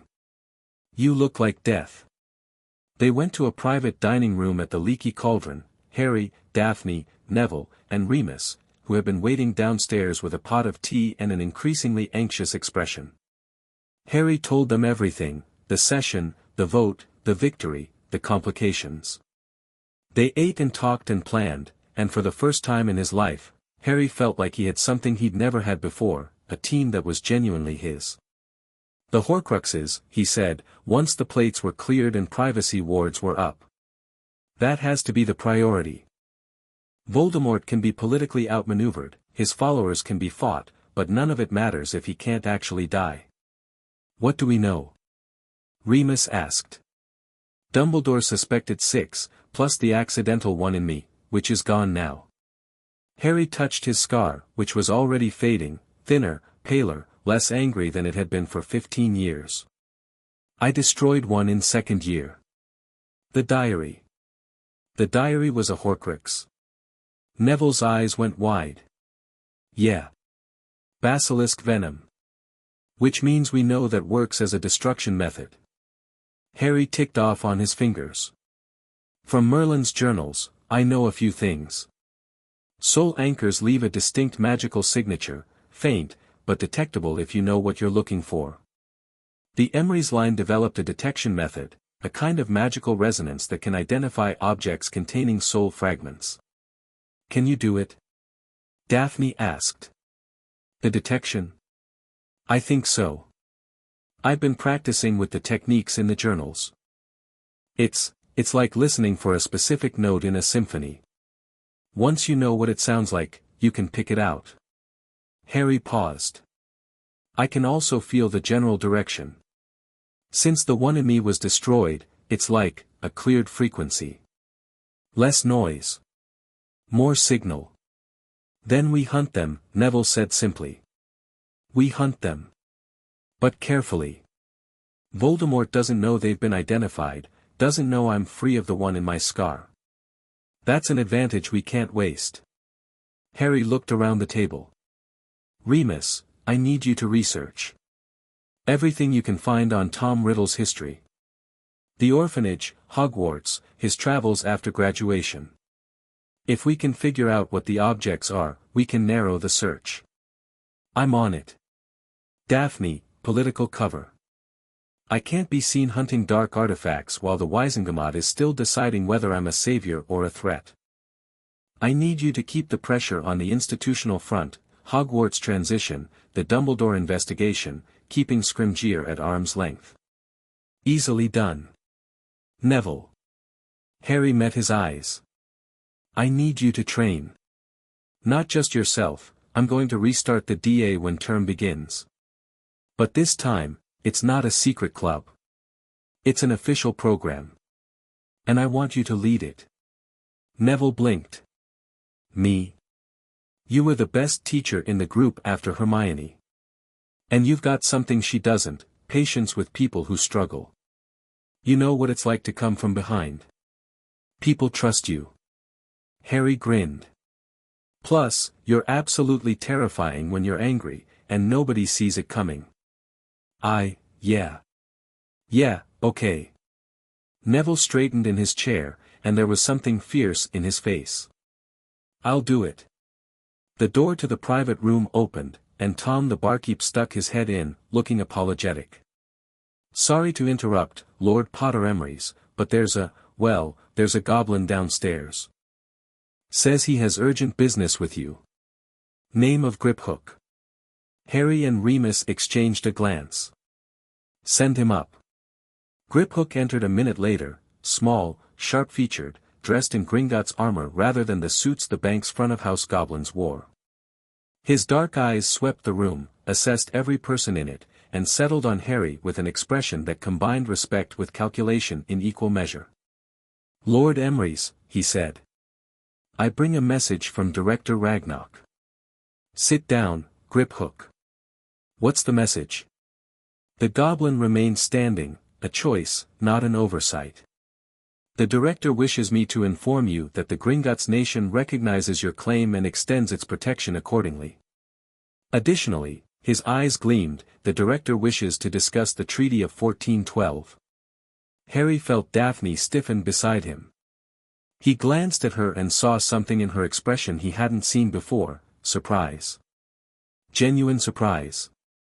The treaty, Harry said carefully, between Merlin's heir and the Goblin nation. Regarding territorial rights and magical cooperation. You know of it. Griphook inclined his head. Then you know that the treaty includes provisions for renegotiation upon the ascension of a new heir. I do. Harry had read about it in the Vault, a complex document that governed goblin-wizard relations in Britain. The ministry had built their own laws on top of it over centuries, but the original treaty was between the Emrys line and the goblins directly. Which meant Harry, not the ministry, was the goblins' actual treaty partner. Director Ragnarok believes, Griphook said carefully, that the current interpretation of the treaty by the ministry has been somewhat unfavorable to the goblin nation. For approximately 400 years. Somewhat unfavorable, Daphne murmured. That's diplomatic. The director would welcome a meeting at your earliest convenience to discuss adjustments. Griphook's smile showed very sharp teeth. We believe you will find our terms reasonable. And our gratitude, substantial. Harry thought for 3 seconds. Goblin allies meant financial power, intelligence networks, and a military force the ministry had never been able to fully control. It also meant walking into a negotiation with creatures who had been playing political chess for millennia. Tomorrow, Harry said. I'll come to the bank. And Griphook, tell the director I'm interested in a fair partnership, not a patron-client relationship. I won't replace one form of oppression with another. If he wants equality, I'll fight for it. If he wants advantage, he'll have to look elsewhere. Griphook studied him for a long moment. Then he bowed, deeper than Harry had ever seen a goblin bow to a wizard. I will convey your words precisely, Lord Emrys. I believe the director will find them refreshing. He left without another word. Well, Remus said into the silence. You've just become the most important person in Wizarding Britain in the space of a week. How does it feel? Exhausting, Harry said honestly. And we haven't even started on Voldemort yet. The attack came at dusk. They'd left the Leaky Cauldron separately, Remus to his flat, Neville by flew to Longbottom Manor, Daphne to her family's London residence. Harry had walked out into Muggle London alone, planning to apparate to a safe house Remus had arranged. He was halfway down Charing Cross Road, threading through the evening crowd of Muggles, when he felt it. Magic. Dark, oily, wrong. Multiple signatures, converging from 3 directions. The Muggles couldn't feel it, but Harry's heightened senses screamed the warning a full 10 seconds before the first spell was cast. He spun, wand in hand, and the killing curse that would have hit him between the shoulders splashed against a shield that blazed into existence without conscious thought, pure magic, silver-white, pulling from the ley line that ran beneath the street. The green light scattered like sparks off stone. Death Eaters. 6 of them, no, 8, operating into the gaps between buildings, cloaked and masked, wands already throwing curses. The Muggles started screaming, running, the kind of blind panic that would get people killed if Harry didn't end this fast. He didn't think. He moved. The first 2 went down before they'd finished their second spells. Harry's magic lashed out like a living thing, not the careful structured spellwork of a classroom, but raw force shaped by intent. One Death Eater slammed into a wall hard enough to crater the brick. The other collapsed as every joint in his body locked simultaneously, a full-body petrification so powerful the man was frozen mid-stride. Harry twisted sideways and a cruciatus sizzled past his ear. He tracked the source, a tall figure on the rooftop across the street, en apparat. Not the slow, deliberate turning of ministry-approved transport, but a blink, a step between spaces, instant and silent. One moment he was on the street. The next he was behind the rooftop Death Eater, and his stunner hit the man in the spine at point-blank range. 3 down. 5 left. He dropped off the roof, fell 3 stories and landed in a crouch that cracked the pavement, magic cushioning the impact, and came up casting. A chain of spells so fast they blurred together, shield, disarm, bind, stun. For motions, for results, another Death Eater wrapped in conjured chains and unconscious before he hit the ground. For down. The remaining 4 had regrouped. They stood in a diamond formation in the middle of the now empty street, and they were good, professionals, not the fumbling amateurs Harry had faced at the ministry. Their curses came in coordinated volleys, covering each other's angles, driving Harry back toward a wall where he'd have nowhere to dodge. Harry stopped dodging. He planted his feet, raised both hands, wand in the right, bare left hand open, and pushed. The wave of force that erupted from him was visible, a ripple in the air like heat distortion, expanding outward in a hemisphere. It hit the 4 Death Eaters simultaneously and sent them flying. 1 crashed through a shop window. 2 hit the street and slid 20 feet, robes smoking. The 4th, the largest, the one who'd been leading, managed to shield at the last second, absorbing most of the impact, and stumbled but stayed on his feet. Harry recognized the way he moved. The posture, the wand arm, the particular vicious precision of his spellwork. Dolohov, Harry said. The Death Eater tore off his mask. Antonin Dolohov's scarred face twisted into something between rage and disbelief. How? He snarled. You're a child. A boy. Keep telling yourself that. Harry's magic gathered around him, visible now, a faint luminescence in the air, silver gold, pulsing with his heartbeat. Who sent you? Voldemort. Dolohov flinched at the name but didn't back down. His wand snapped forward, a curse Harry recognized, the same purple flame he'd thrown at Hermione in the Department of Mysteries, and Harry caught it. Caught it. With his bare left hand. The dark magic sizzled against his palm, ugly and hot, but the Emery's power flowed through him and neutralized it like water quenching a spark. The flame guttered and died, and Harry closed his fist on the residual energy. Dolahov's face went white. "Tell your master something," Harry said, walking forward. Dolahov raised his wand again, another curse, then another, rapid and desperate, and Harry batted them aside with flicks of his wand that barely required thought. "Tell him the rules have changed. Tell him the heir of Emrys sends his regards. And tell him," Harry was in front of Dolahov now. Close enough to touch. The Death Eater swung his wand in a wild arc, the killing curse forming on his lips, and Harry grabbed his wrist and squeezed. The wand shattered. Dolahov screamed. "Tell him I'm coming for him." Harry stunned Dolahov with a thought, no wand, no words, just intent, and the man crumpled like a puppet with cut strings. Silence.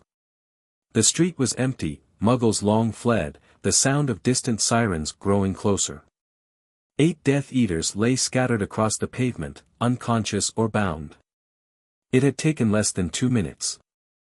Harry stood alone in the ruined street, breathing hard, magic settling around him like a cloak, and felt nothing but cold clarity.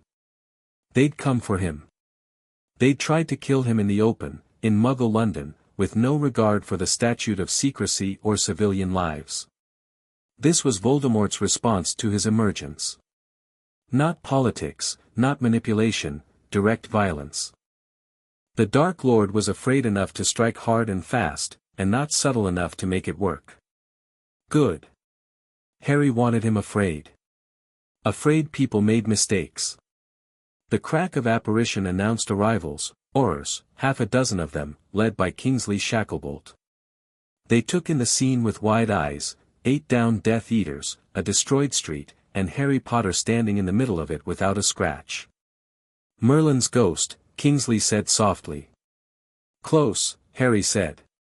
"His heir, actually." He holstered his wand. "You'll want to process these 8 before they come around. Dolahov's among them, he's wanted for the attack on the Department of Mysteries. The others I don't know by name, but I'm sure their left arms have some interesting artwork." Kingsley was still staring. "Potter, Harry, you did this alone." "They attacked me alone. I responded proportionally." Harry looked around at the damage, broken windows, cracked pavement, a destroyed letterbox. "I'll pay for the repairs. Get your memory modification teams in here before the Muggles come back." He operated away before anyone could ask more questions. Silent. Instant. Gone. The safe house was a flat in Camden, Muggle neighborhood, 3rd floor, unremarkable in every way except for the wards Remus had layered over it. Harry appeared in the living room, adrenaline finally fading, and sank into the nearest chair. His hands were shaking. Not from fear, from the aftermath. From the realization that he'd just destroyed 8 trained killers in under 2 minutes and hadn't even been winded. The power was real. Not theoretical, not potential, real. He'd felt it in Gringotts, felt it growing since the essence and the Horcrux removal, but this was the first test under pressure and it hadn't even been close. Those Death Eaters had been experienced, coordinated, dangerous, and he'd taken them apart like they were practice dummies. He looked at his left hand. The palm where he'd caught Dolahov's curse was unmarked, not even pink. The Emrys magic had simply absorbed it. Neutralized dark magic on contact. That wasn't something he'd read about in the journals, which meant it was either instinctive or it was something new, something that had developed when the Horcrux was removed. Either way, it was useful. Harry pulled a mirror from his pocket, a 2-way communication mirror, one of a set he'd purchased from a specialist shop in Knockturn Alley the day before. Its twin was with Remus. Remus. The mirror fogged, then cleared to show Remus's worried face. "Harry? I just heard, the alert went out from the DMLE, are you?" "I'm fine. Not a scratch. 8 Death Eaters. They're in Auror custody." Remus's eyes closed briefly. "Thank God. When I heard, Remus. I'm fine. Really. But this changes the timetable. If Voldemort's willing to attack me openly, in Muggle London, he's desperate. Which means he knows about the Emery's claim and he's scared. Harry leaned forward. We need to move faster on the Horcruxes. I'm going to Gringotts tomorrow for the Goblin negotiation, but after that, I'm starting the hunt. Can you have the research ready? I've got leads on 3 possibles. Riddle family ring, connected to the Gaunt family, last known address Little Hangleton. A cup belonging to Helga Hufflepuff, Tom Riddle was seen with it after visiting a witch named Hepzibah Smith in the 1940s. And a locket belonging to Salazar Slytherin, same source. 3. Harry's mind was already moving. The ring would be the easiest to find, fixed location. We start there. Harry, be careful. These objects will be guarded. Dark magic, traps, probably things we can't anticipate. I know. Harry met his eyes through the mirror. But I'm not the boy who walked into the Department of Mysteries blind and unprepared. Not anymore. Remus was quiet for a moment. Then he said, softly, your parents would be proud of you. You know that, right? Harry's throat tightened. Yeah, he said. Yeah, I know. He ended the call and sat in the dark flat, alone with the hum of the wards and the distant sound of Muggle London outside. Tomorrow, Gringotts, the Goblins, the beginning of the hunt. The war was accelerating. Voldemort was moving. Dumbledore was regrouping somewhere in France. And Harry was in the center of it all, exactly where he chose to be. He didn't sleep much that night. Not from nightmares, those were gone with the Horcrux. But from planning. From the sheer volume of things that needed doing, pieces that needed placing, moves that needed making. He lay on the narrow bed in the safe house and stared at the ceiling and thought. The Horcruxes. The Goblins. Hogwarts, term started in 6 weeks, and the school needed a headmistress, new staff, new protections. The Wizengamot, his seat gave him power but also obligations, and there were votes coming that would shape the post-war world. The DA, training, real training, not just defensive spells but combat magic, tactics, the kind of preparation that might keep his friends alive. And Voldemort. Always, beneath everything else, Voldemort. The prophecy hadn't changed just because Harry's circumstances had. Neither can live while the other survives. One of them had to die. Harry intended for it not to be him. He drifted off sometime around 3, and woke at 6 feeling sharp and clear and ready. Gringotts at dawn was different from Gringotts during business hours. The marble halls were empty of wizards, but not of goblins. They moved through the shadows in groups, armed and armored, and Harry felt their eyes on him as he passed through the great bronze doors. Griphook was waiting at the entrance, and this time he led Harry not to the main banking floor but down, through passages that narrowed and descended, the air growing cool and thick with ancient magic. The director's chamber was deep underground, a vast cavern lit by phosphorescent crystals that cast everything in blue-white light. Ragnarok sat behind a desk carved from a single block of obsidian, and he was not alone.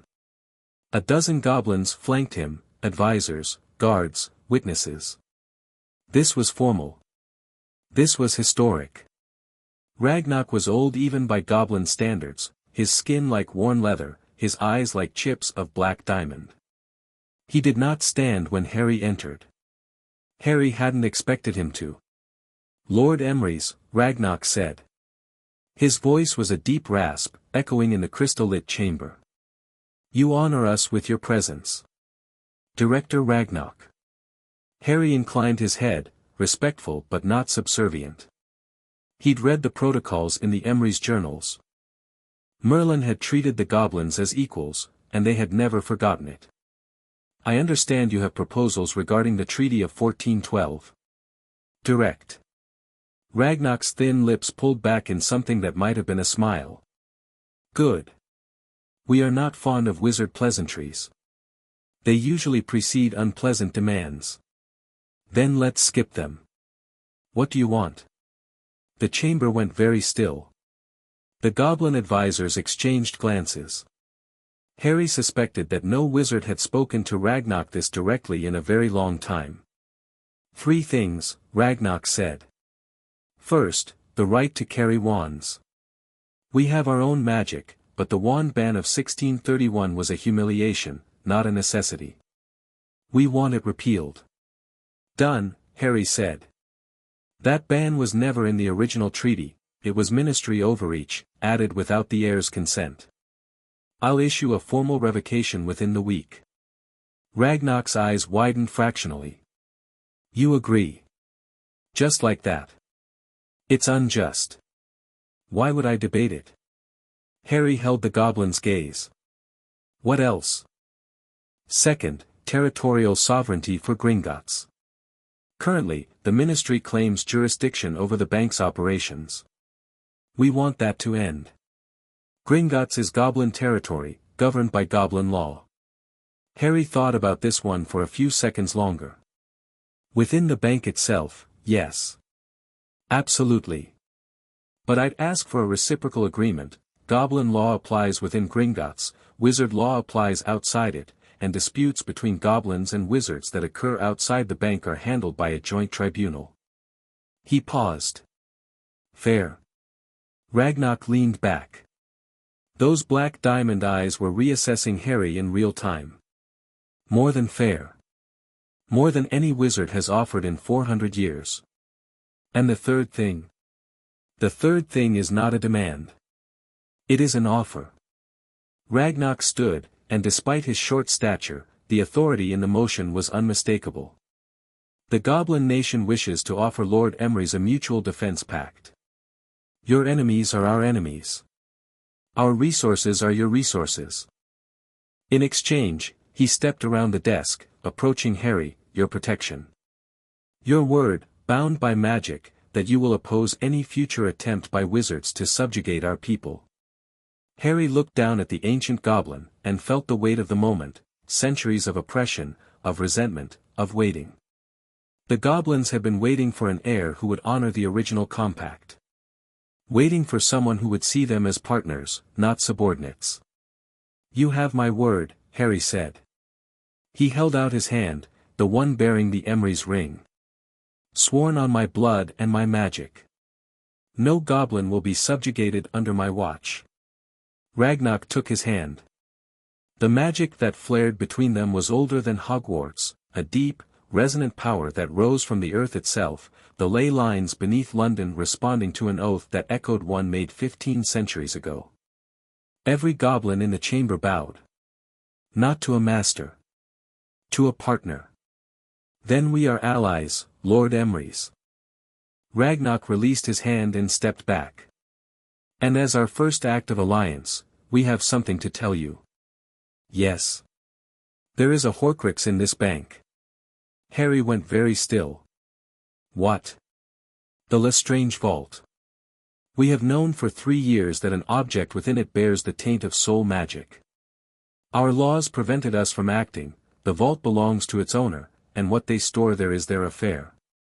But as your ally, we can now provide access. And assistance. Harry stared at him. Then he laughed, a short, sharp sound of disbelief and fierce satisfaction. 3 years you've known. We are goblins, Lord Emery's. We notice things that wizards ignore. Particularly when they relate to our gold being tainted by abomination. Ragnarok's smile showed all of his teeth. Shall we retrieve it? Now. Now. Harry grinned. Lead the way. The ride down to the Lestrange vault was fast and violent. The goblin carts at this depth moved like missiles through narrow stone tunnels, plummeting at angles that would have killed anyone without magic. Harry leaned into the speed, feeling his magic hum in resonance with the deep earth around them. The vault itself was massive, a cathedral of gold and dark objects, cursed artifacts glinting malevolently from every surface. The goblins had disabled the protections, the dragon that usually guarded this level had been moved, and the vault's own defenses, Gemino and Flagranti curses, among others, had been suppressed by goblin countermagic. The object is there, Griphook said, pointing to a high shelf. The cup. Harry looked up and felt it instantly, the wrongness, the soul taint, exactly as he'd felt the one in his own scar. A golden cup, small and delicate, with two finely wrought handles and a badger engraved on its side. Helga Hufflepuff's cup. One of the founder's relics, desecrated by a madman's fear of death. He summoned it wandlessly, it flew to his hand, and he felt the Horcrux within recoil from his touch. The Emery's magic was anathema to it. The soul fragment thrashed and writhed against its container like a caged animal. "I need to destroy it," Harry said. "Here and now." "Is that acceptable?" "We would prefer it," Ragnarok said from behind him. "The taint offends us." Harry set the cup on the floor. Drew his wand. And reached deep into his magic, past the structured spellwork, past the patterns taught in classrooms, down to something older. Something that Merlin had written about in his journals, the cleansing fire. Magic that burned impurity, that scoured corruption, that left only what was clean. He pointed his wand at the cup and spoke a single word, not a Latin incantation but something older, in a language that predated Rome. Silver-white fire erupted from his wand and engulfed the cup. The Horcrux screamed, a sound that wasn't physical, that existed only in the magical spectrum, but was nonetheless terrible. It fought. It raged. It threw images at Harry, Voldemort's face, his mother's scream, Sirius falling through the veil. Harry held the fire steady and burned it to nothing. The scream faded. The fire died. The cup sat on the floor, unmarked, golden and beautiful and clean. The soul fragment was gone. Destroyed. One more anchor severed. "For down," Harry said quietly. "Free to go." Griphook was staring at him with something that might have been awe. Even Ragnarok looked impressed, and goblins were not easily impressed by wizard magic. "The cleansing fire," Ragnarok said. "I have read of it. Never thought to see it. That magic was lost 1,000 years ago." "Not lost," Harry said, straightening. "Hidden. Like a lot of things." He looked at the cup, clean now, pure, a founder's relic restored. "I'd like to return this to Hogwarts. Where it belongs. It is yours to do with as you will. The Lestrange Vault has forfeited its protections through harboring an abomination." Ragnarok's smile was sharp. "The contents will be audited." Harry suspected audited meant something rather different in gobbledygook than in English.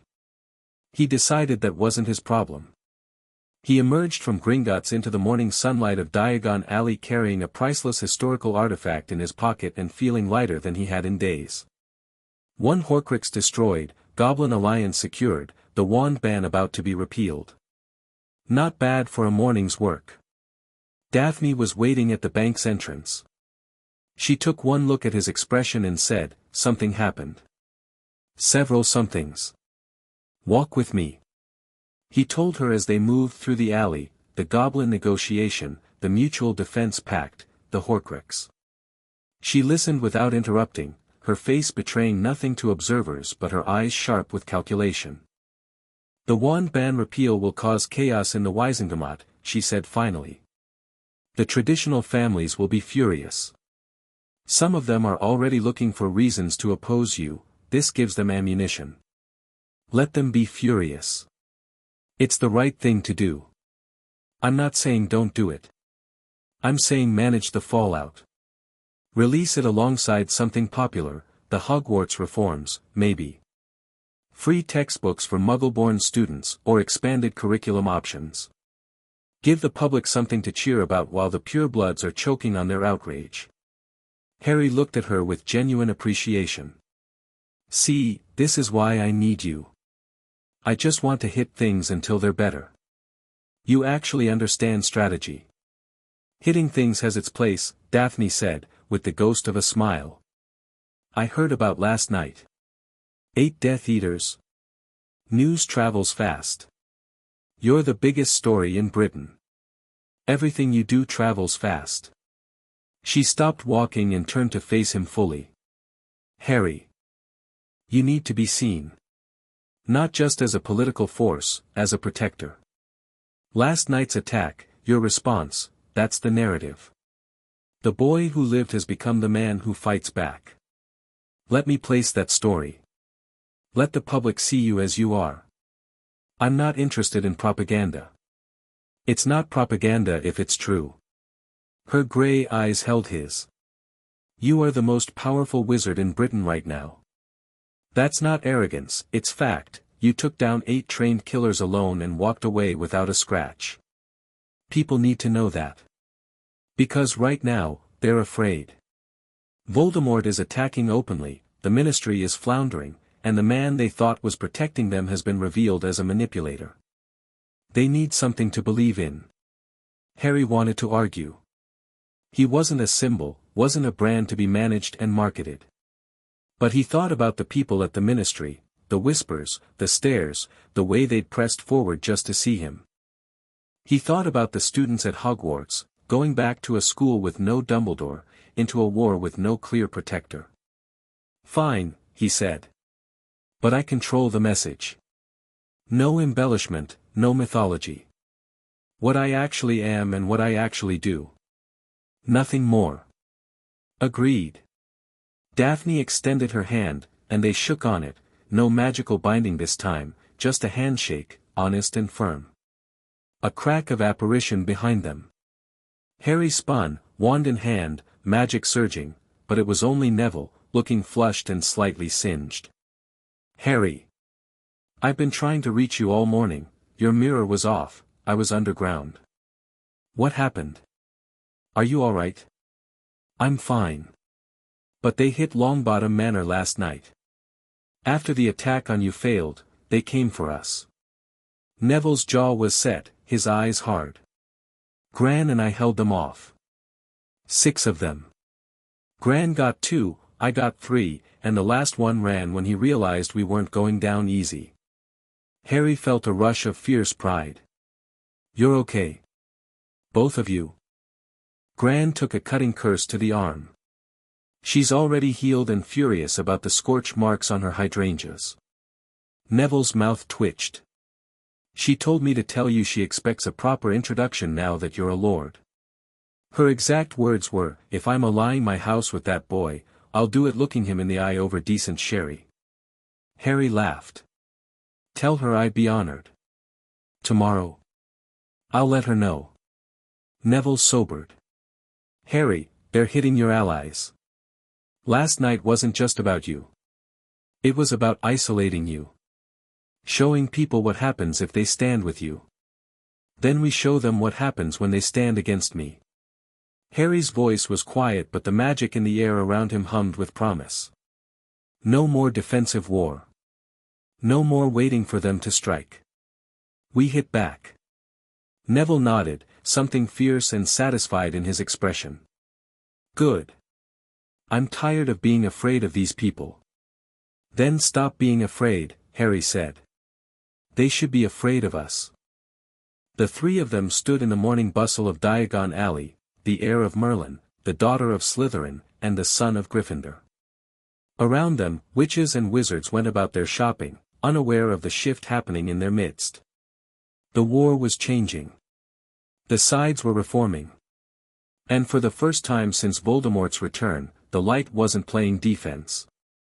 Harry looked at his friends, his allies, his team, and felt something settle in his chest. Not peace, not yet. But purpose. Clear, bright, unshakable purpose. The hunt began tomorrow. The war continued. And Harry Potter, Lord Emery's, heir of Merlin, the boy who lived to fight, was done waiting for the world to save itself. He was going to do it himself. Chapter 4, The Heir's Justice. Little Hengleton was dying. Not in any dramatic fashion, no curse, no plague, just the slow quiet rot of a village that had lost its purpose decades ago. The houses sagged. The pub had closed. The single shop sold bread that was always a day old and milk that was always a day from turning. Harry stood on the ridge above it in the grey pre-dawn light and felt the land's exhaustion like a physical ache.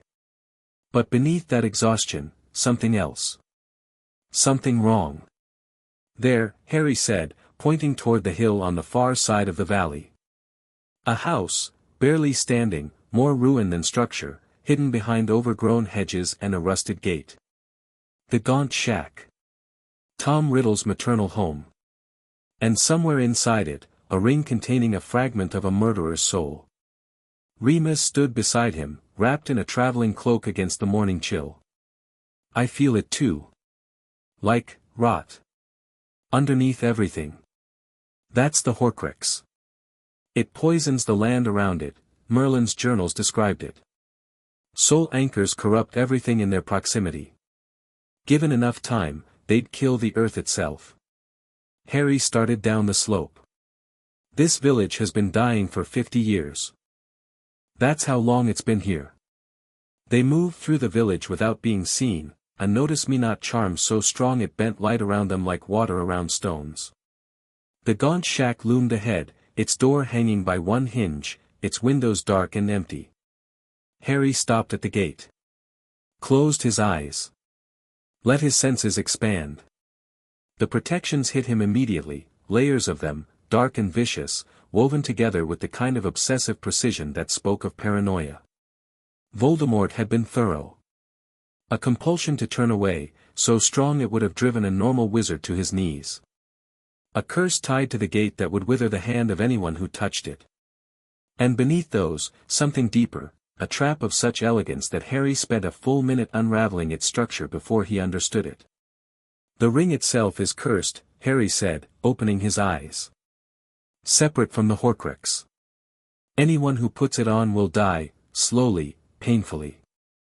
The curse eats through the body over the course of about a year. Can you break it? I don't need to break it. I just need to not put it on. Harry smiled thinly. Voldemort assumed anyone who found it would be tempted to wear it. Arrogant of him. Useful for us. He dismantled the outer protections methodically, not with counter-curses but with the Emery's magic, which treated dark enchantments the way sunlight treated shadow. Where his power touched them, they simply ceased. The compulsion charm dissolved. The withering curse unraveled. The gate swung open untouched. Inside the shack was darkness and decay. Floorboards rotted through, walls thick with mildew, the smell of old death. Harry moved through it carefully, not because he feared the structure collapsing, his magic would protect him, but because he was tracking the Horcrux's signature, following it like a hound follows scent. There. Under a floorboard near the far wall. A small box, barely visible beneath decades of accumulated filth. Harry knelt and pried the board away with a gesture.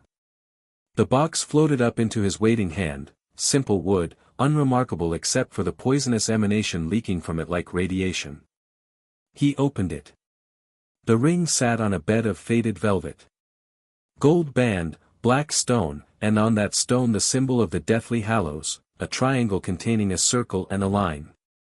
Harry stared at it for a long moment. The resurrection stone, he said. Remus came up beside him. What? The stone in this ring. It's the resurrection stone. One of the 3 Hallows. Harry shook his head slowly. Voldemort didn't know what he had. He made a Horcrux out of a Hallow. He turned an artifact of death itself into a vessel for his broken soul. A laugh escaped him, dark, wondering. The irony would kill him if he understood it. Can you still destroy the Horcrux without destroying the stone? Let's find out. Harry set the ring on the floor. Drew his wand. Reached for the cleansing fire, and this time, shaped it. Not a blast of purifying force, but a scalpel. Precise. Targeted. Burning only the corruption, leaving the object beneath intact. The silver-white fire engulfed the ring. The Horcrux screamed, louder than the cup, more desperate, clinging with every ounce of its parasitic strength. It threw visions at Harry, his parents, alive, reaching for him, serious, stepping back through the veil, laughing, a world where none of it had happened, where he was just a boy with a family and no scar. Harry held the fire steady. "You're not real," he said to the visions. "And even if you were, I wouldn't trade the future for a lie about the past." The Horcrux shrieked and died. The fire faded. The ring lay on the floor, clean, the gold gleaming, the stone dark and quiet and ancient. 5 down, Harry said.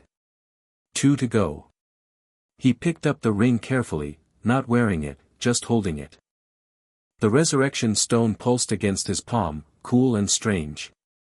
For a moment, just a moment, he felt something at the edge of his perception. Presences. Watching. Not threatening, not demanding. Just, there. He closed his fist around the stone and put it in his pocket. Later. He'd think about it later. "Let's go," he said to Remus. "We've got a meeting at Hogwarts." Minerva McGonagall had accepted the position of headmistress with the kind of brisk efficiency that characterized everything she did. No dramatics, no excessive gratitude, no false humility. She'd looked Harry in the eye, said, "I'll do it properly or not at all," and immediately begun restructuring the staff. The castle felt different when Harry walked through its gates. He'd visited twice since the Wizengamot session, once to formally transfer authority, once to begin updating the wards, but each time the difference was more pronounced. Hogwarts was awake. The stones hummed with a vitality that hadn't been there under Dumbledore's tenure. The corridors were brighter, the air clearer, the magic that permeated every inch of the ancient structure flowing freely in a way it hadn't for decades. Harry suspected that Dumbledore's control, his way of routing the castle's magic through himself, making himself the nexus of its power, had been slowly strangling it.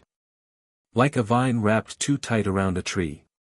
With that removed, Hogwarts was breathing again. McGonagall met him in what was now her office, the same circular room, but transformed. Gone were Dumbledore's whirring silver instruments, his shelves of mysterious objects, his phoenix perch. Fawkes had vanished the day Dumbledore left, which Harry found both sad and telling. In their place, neat bookshelves, a practical desk, tartan curtains, and a distinct absence of manipulative theatricality. "Lord Emery's," McGonagall said, with the faintest hint of a smile. "Or do you still prefer Potter?" "Harry's fine, Professor." "Then you'd better call me Minerva. I'm no longer your teacher." She gestured to a chair. "Sit. Tea. Please." Harry sat, accepting the cup she poured. It was strong, exactly right. "How are the preparations?" "Staff is nearly settled. Remus has accepted defense, thank you for that, by the way. He's the best we've had and we both know it. I've hired a new potions master, Horace Slughorn. He's vain and political, but he's brilliant and he doesn't psychologically torture children, which I'm now using as my minimum standard." Harry snorted. "Low bar. You'd be amazed how many applicants failed to clear it." Minerva's expression hardened slightly. "I've had to remove Severus."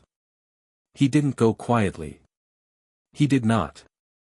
He made several threats, quoted his years of service, and implied that without his role as a spy, the war effort would collapse. She took a sip of tea.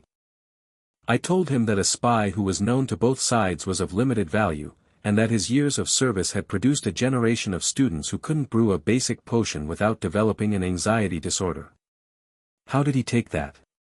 "He called me a traitor and operat out of the gates. I've had the wards updated to refuse him entry without explicit invitation." She set down her teacup.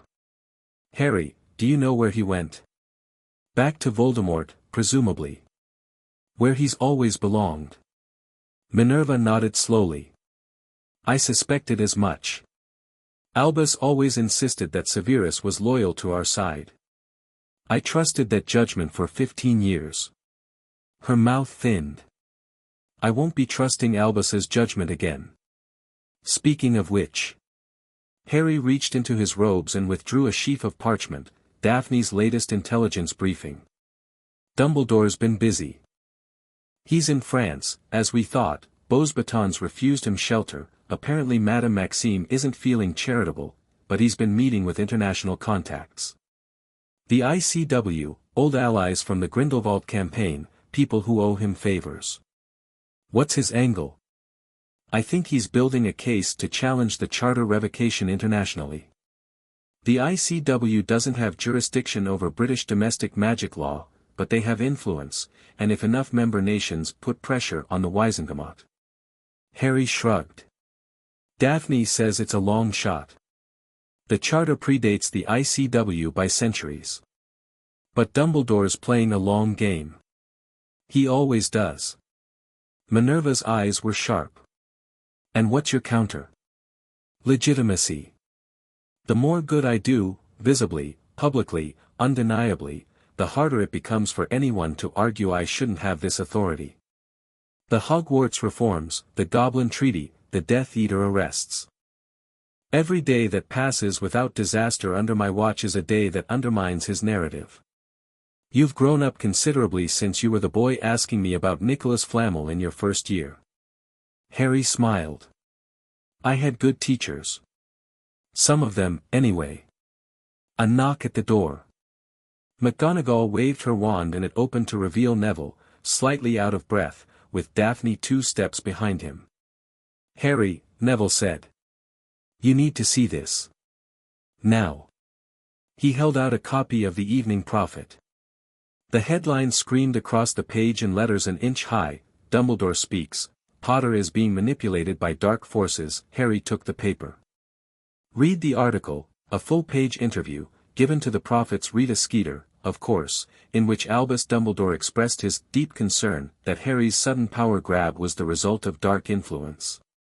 The Emery's inheritance, Dumbledore suggested, might be a fabrication by the Goblins, who had their own agenda. The removal of the Horcrux, which Dumbledore somehow knew about, was described as dangerous soul magic that may have destabilized young Harry's mind. And the political alliances, the Goblins, the Greengrasses, the neutral bloc, were painted as opportunists exploiting a traumatized teenager. It was brilliant, Harry had to admit. Not a single outright lie. Just implications, suggestions, carefully constructed doubt. The work of a man who understood narrative the way a surgeon understood anatomy. He's good, Harry said, setting down the paper. He's trying to destroy your credibility without directly challenging your legal authority, Daphne said. She was calm but her eyes were sharp with anger. If he can convince enough people that you're compromised, mentally unstable, manipulated, under dark influence, the Wizengamot might vote to appoint a regent over the Emery seat. Someone to protect you from yourself. Can they do that? Technically. If they can demonstrate mental incapacity, yes. It's never been tested against a charter holder, but...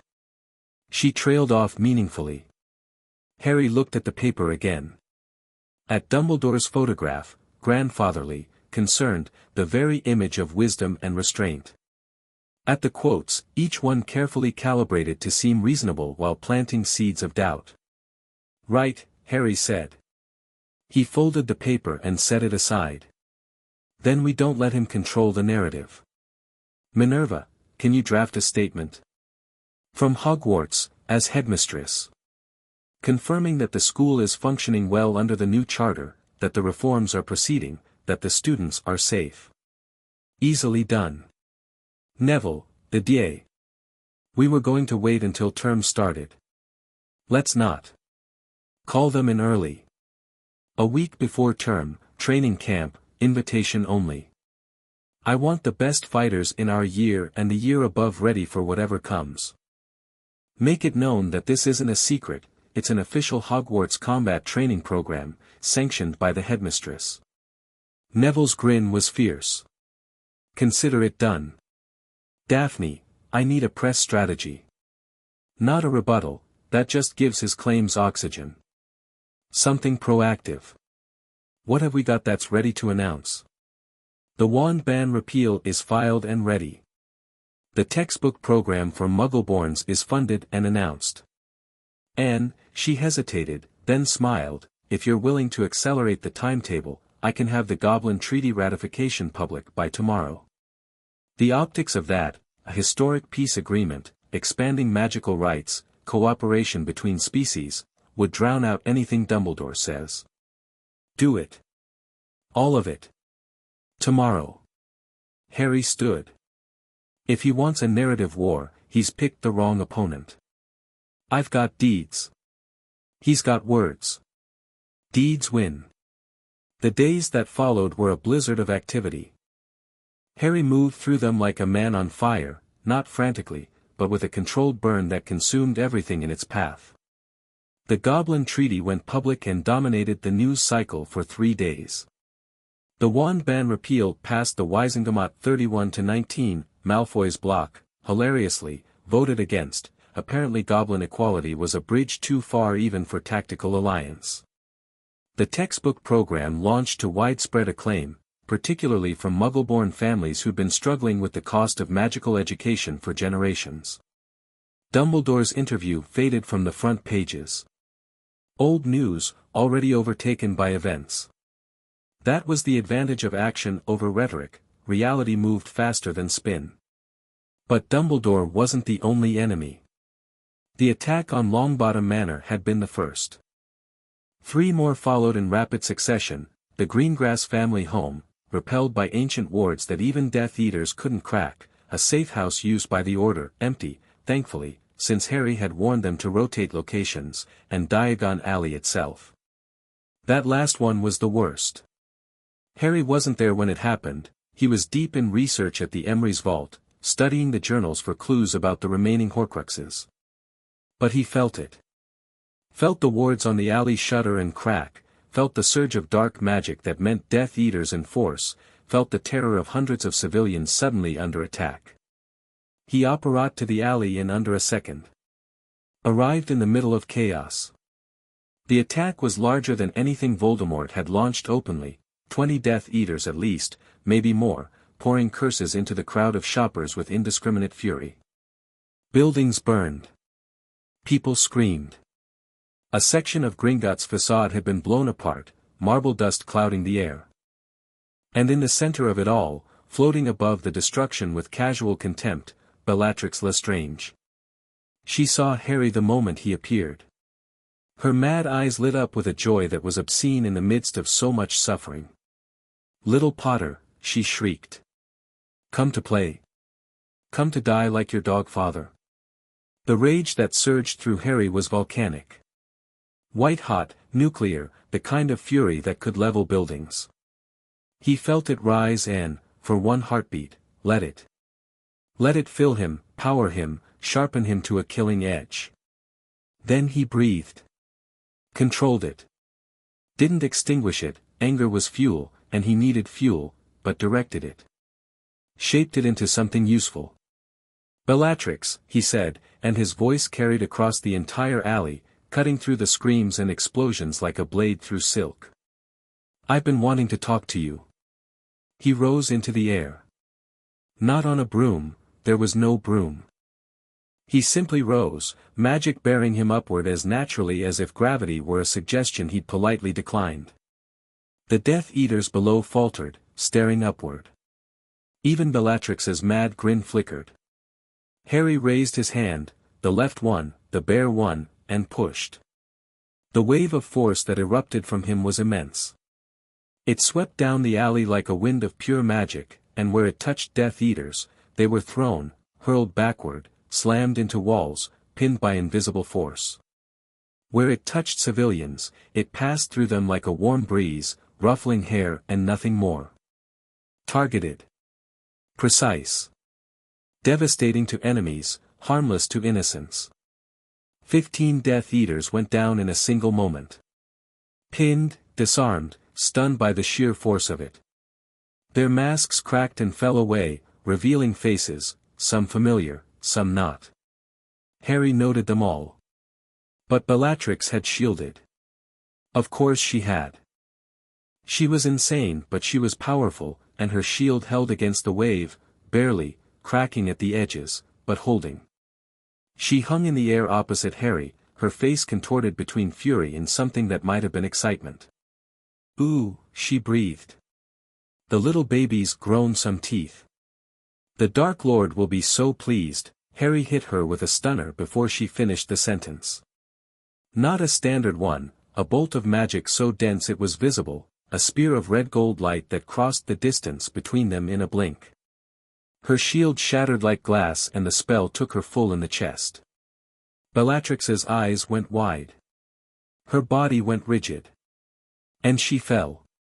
Harry caught her with magic before she hit the ground, not out of kindness, but because a dead Lestrange was less useful than a live one. She had information. She had connections. And she had a vault that, until recently, had contained a Horcrux. He lowered her gently to the cobblestones, bound her in conjured chains that pulsed with silver light, unbreakable, magic-suppressing, and landed beside her. The alley was quiet. The Death Eaters were down, all of them, 23 in total, bound or unconscious or both. The fires were dying under containment charms that Harry's initial wave had triggered automatically. Civilians were emerging from shops and doorways, wide-eyed, shaking, staring at Harry with expressions that ranged from awe to disbelief. It had taken less than 30 seconds. Harry looked down at Bellatrix, unconscious, helpless, the woman who had killed Sirius, and felt nothing. Not satisfaction, not revenge, not even anger anymore. Just a cold practical certainty that she would never hurt anyone again. The crack of apparition announced the Aurors, late, as always. Kingsley led them, his face grim, wand raised, and pulled up short when he saw the scene. 23 Death Eaters, captured. An entire dark raid, neutralized. One wizard standing in the middle of it all, untouched. Kingsley, Harry said. You'll want extra transport. There's a lot of them. Kingsley stared. Then, slowly, deliberately, he holstered his wand. You know, he said, when I joined the Order, I thought Dumbledore was the most powerful wizard I'd ever see in action. And now? And now I'm very glad you're on our side. He turned to his Aurors. Well? You heard Lord Emery's. Get these prisoners processed. The aftermath of the Diagon Alley attack dominated the news for a week. Not the attack itself, attacks were sadly commonplace now, but the response. Harry Potter, Lord Emery's, single-handedly defeating 23 Death Eaters including Bellatrix Lestrange. In 30 seconds. Without breaking a sweat. The Prophet ran it front page for 3 consecutive days. Photographs, taken by bystanders, blurry but undeniable, showed Harry floating above the alley, hand raised, the wave of magic sweeping outward. Showed him catching Bellatrix's curse bare-handed in the moments before he'd brought her down. Showed the bound Death Eaters scattered across the cobblestones like fallen leaves. Dumbledore's narrative of a manipulated teenager died overnight. You couldn't look at those photographs and see a victim. You saw a force of nature. Letters poured into the Prophet, hundreds of them, then thousands. Support. Gratitude. People who had been afraid, who had felt helpless, who had watched the war consume their world piece by piece, and who now, for the first time, believed it might end. Harry read none of them. He was busy. The morning after the attack, Daphne arrived at the Camden safe house with a file folder thick enough to choke a hippogriff and an expression that meant she'd been up all night. Bellatrix talked, she said without preamble, dropping the folder on the kitchen table. Harry looked up from his tea. Already? She's been in custody 12 hours. Veritaserum. Amelia Bones isn't wasting time, she's got the emergency detention powers now that the Wizengamot approved, and she's using them. Lestrange is singing like a canary. Daphne sat across from him and opened the folder. Most of it's operational, safe houses, recruitment networks, financial channels. The Aurors are already moving on it. But some of it's relevant to us specifically. The Horcruxes? Not directly, Bellatrix didn't know what the cup was, only that Voldemort asked her to guard it. But she gave us something else. Daphne pulled a sheet of parchment from the file. A location. Where Voldemort is operating from. Harry took the parchment. An address, a manor house in Wiltshire. He knew it immediately. Malfoy Manor. He's been there since his return. Using it as his headquarters. Bellatrix confirmed it, along with the fact that Lucius Malfoy is not a prisoner in his own home, whatever story he's been telling the Ministry. He's there willingly. Enthusiastically. Harry stared at the address. Thought about walking in there. Thought about ending it, now, today, while he was strong and Voldemort's forces were reeling from losing 23 fighters in one blow. Then he thought about the Horcruxes. 2 still out there. The locket and whatever the 6th one was. If he killed Voldemort's body now, the soul fragments would persist. He'd come back again. And next time, he wouldn't make the mistake of underestimating Harry. Not yet, Harry said. We need the remaining Horcruxes first. I thought you'd say that. Daphne pulled another document from the folder. Which brings me to this. Bellatrix mentioned something, a locket. Slytherin's locket. She said Voldemort gave it to someone for safekeeping, years ago. Before his fall. Someone named Regulus. Harry's head came up sharply. Regulus Black. Sirius's brother. Death Eater. Died in 1979, officially. But Bellatrix said something odd. She said Voldemort was furious about the locket. Said that Regulus betrayed him over it. Whatever Regulus did, it involved the locket specifically. Harry was already on his feet. Grimmauld Place. If Regulus took the locket, he'd have brought it home. The Black family home, it's full of dark artifacts. We cleaned some of them out 2 years ago, but not all. Not by a long shot. Can you get in? It's my house. Harry grabbed his cloak. Come on. Grimmauld Place was empty now. The Order had relocated after Harry's confrontation, moving to a safe house network that didn't depend on a single location. The old black house was dark and quiet, its hallways echoing with dust and absence. Harry moved through it quickly, Daphne and Neville behind him, Neville having arrived via mirror call within minutes of being summoned. Creature appeared the moment Harry crossed the threshold, bowing low. Creature, Harry said. I need to ask you about Regulus. The elf's eyes went enormous. His wrinkled face crumpled, and for a moment Harry thought he was going to cry. Then he straightened, and said in a voice thick with emotion, Master Regulus. Creature's true master. What does Lord Emery's wish to know? Did Regulus bring home a locket? A gold locket with a serpentine S on it. Slytherin's locket. Creature made a sound, a high, keening wail that seemed to come from somewhere deep in his chest. The locket. Master Regulus, he ordered Creature. The elf was shaking now, tears streaming down his face. Creature failed. Master Regulus ordered Creature to destroy it and Creature could not. Creature tried everything, every magic Creature knows, and it would not break. And Master Regulus went to the cave and Harry knelt. Put his hands on the elf's thin shoulders. Creature. Look at me. Is the locket here? In this house? Creature nodded desperately. In Creature's den. Creature has kept it all these years. Trying to fulfill Master Regulus's order. Trying and failing. The elf looked at Harry with eyes full of desperate hope. Can Lord Emery's destroy it? Can Lord Emery's do what Creature could not? I can, Harry said gently. Bring it to me. Creature vanished with a crack and reappeared seconds later holding a heavy gold locket. The moment it entered the room, Harry felt it, the soul taint, the wrongness, the parasitic pulse. Stronger than the ring, stronger than the cup. This one had been undisturbed for nearly 2 decades, feeding on the dark magic of the Black House, growing fat on it. Everyone back, Harry said. He took the locket from Creature, set it on the floor, and opened it with a hiss of Parseltongue, a language he still possessed, he was interested to note, even without Voldemort's soul fragment. It must have always been in his blood. The locket sprang open and the Horcrux erupted. This one was different from the others. Stronger, more aware, more desperate.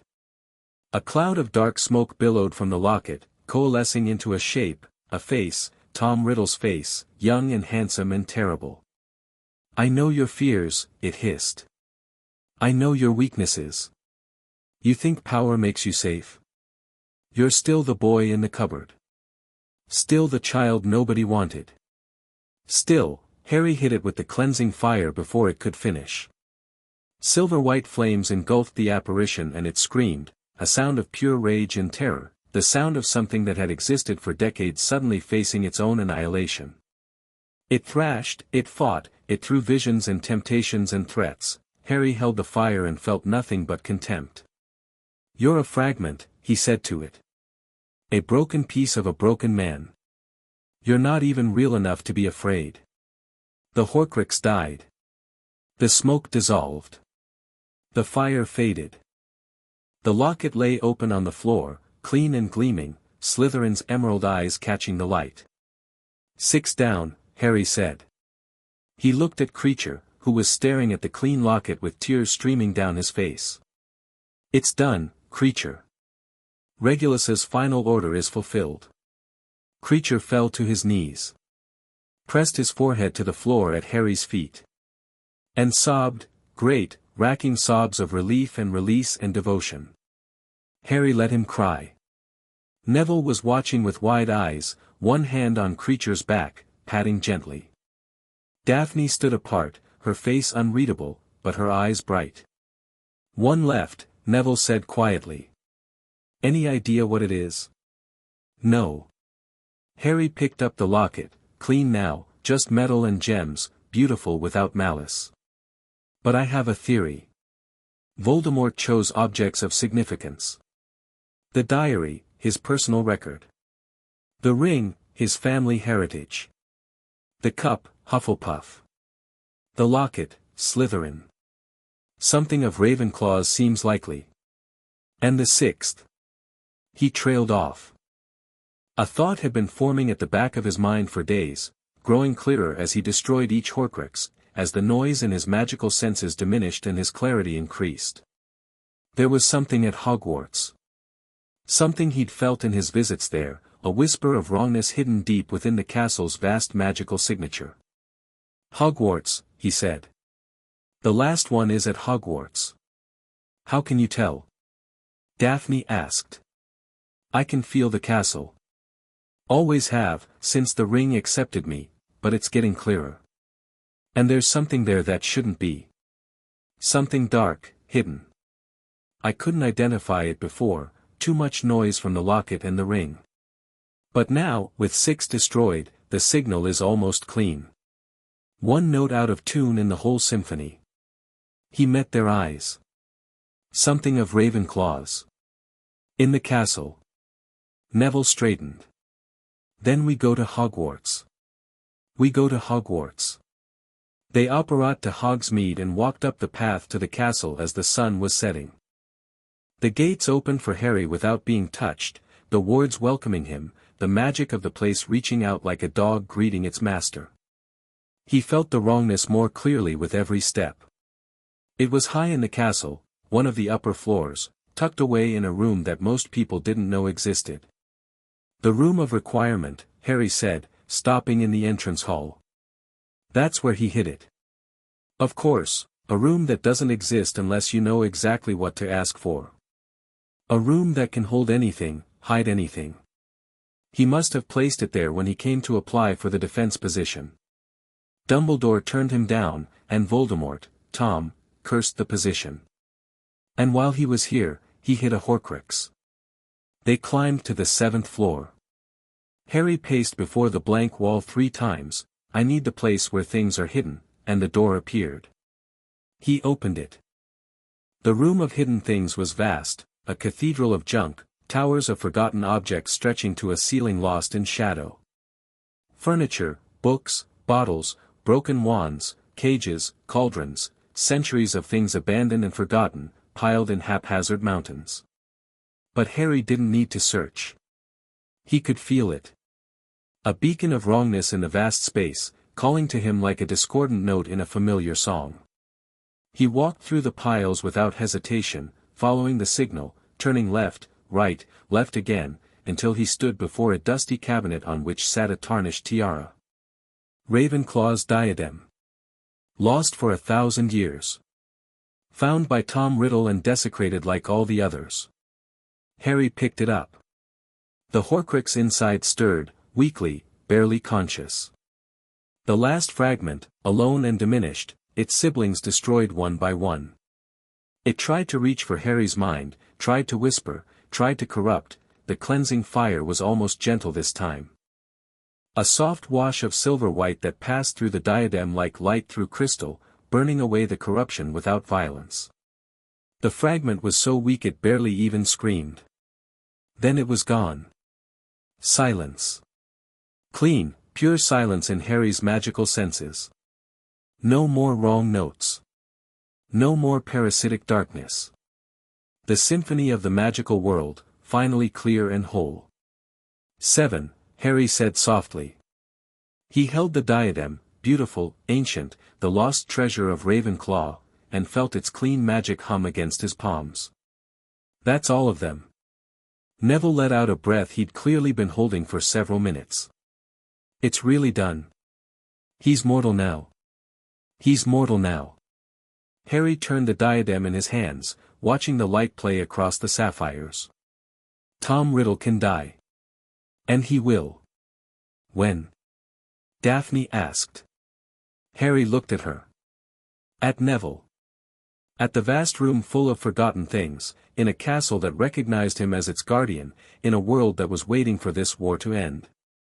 Soon, he said. But first, there's something I need to do. He walked out of the room of requirement, through the corridors of Hogwarts, down the stairs to the entrance hall.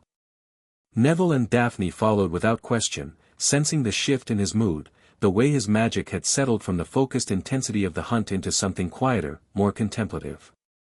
He walked out onto the grounds. Across the grass, past the lake, to a spot he'd never visited but somehow knew, a flat stretch of land near the forest's edge, quiet and private, where the last light of the setting sun painted everything in gold and amber. Harry reached into his pocket and drew out the resurrection stone. Harry, Neville said softly. Are you sure? I need to talk to them. Harry's voice was steady, but his hands weren't quite. I need to, not goodbye. Not exactly. I need to ask them something. Neville nodded. Took Daphne by the arm and gently drew her back, giving Harry space. Harry turned the stone over in his hand. Once. Twice. 3 times. They appeared like mist solidifying, translucent, luminous, as real and as unreal as dreams. James Potter, young and laughing-eyed, his hair as wild as Harry's own. Lily Potter, her green eyes, his green eyes, bright with love so fierce it was almost painful to look at. Hey, Mum, Harry said. His voice cracked. Hey, Dad. Look at you, James said, and his voice was warm and proud and full of wonder. Just look at you. We've been watching, Lily said. She reached out, her hand passed through his cheek, cold as mist, but Harry felt it like a blessing. Every moment. Every fight. Every choice. We're so proud, Harry. I need to ask you something. Harry swallowed hard. The prophecy. The Horcruxes. All of it, it's done now. He's mortal. I can end it. But I need to know, do you want me to? Not for the world, not for duty. For you. Do you want me to be the one who finishes this? James and Lily looked at each other. Something passed between them, that silent communication of people who had loved each other beyond death. Harry, Lily said gently. We want you to live. That's all we've ever wanted. If finishing this is part of your life, if it's what you choose, not what you're forced into, then yes. End it. For us, for yourself, for everyone he's hurt. But Harry. James's voice was serious now, the laughter fading. Don't do it alone. You've built something, allies, friends, people who love you. Let them help. Let them stand beside you. That's not weakness. That's what makes it worth fighting for. Harry nodded. Couldn't speak. His throat was too tight. We love you, Lily said. Always. No matter what. I love you too, Harry managed. Both of you. I wish, don't, James said gently. Don't wish for what can't be. Live for what can. He grinned, that Potter grin, wild and fearless. Now go kick that bastard's arse. Harry laughed. It came out wet and broken, but it was real. He let the stone fall from his fingers, deliberately, choosing to release them, and the figures faded like morning mist in sunlight. He stood alone in the gathering dark for a long moment. Then he wiped his eyes, squared his shoulders, and turned back to where Neville and Daphne waited. Right, he said. His voice was steady again. Clear. Let's end this war. Chapter 5, What Merlin Built. The War Council met at dawn in Hogwarts' Great Hall, not at the staff table, but at a round table Harry had conjured in the center of the room, because he wasn't interested in hierarchies. Not today. Today everyone at this table was equal, and what they decided together would determine the shape of the world that came after. Harry sat with his back to the enchanted ceiling, which showed a sky of pale grey streaked with the first gold of sunrise. Around the table, Remus, steady and sharp-eyed, his notes on Malfoy Manor's layout spread before him. Neville, solid as stone, his wand resting beside his hand like an extension of his body. Daphne, immaculate even at 6 in the morning, her mind visibly working behind those cool grey eyes. Minerva McGonagall, who had refused to be left out and whose expression dared anyone to argue. Kingsley Shacklebolt, who had arrived at midnight after Harry's mirror call and hadn't slept since. Augusta Longbottom, who had operated to Hogsmeade in her nightgown and transfigured it into battle robes without breaking stride. Amelia Bones, who had brought 3 of her best aurors and left the rest on standby. And Grip Hook, representing Director Ragnarok and the Goblin Nation, armed and armored and grinning with anticipation. Here's what we know, Harry said, without preamble. Voldemort is at Malfoy Manor. He's been there since his return. The Horcruxes are destroyed, all 7, confirmed. He's mortal. One death, and it's over. He let that sink in. Saw it land differently on each face, hope, determination, fear, fierce satisfaction. What we don't know, Harry continued, is exactly how many Death Eaters remain loyal and present at the manor.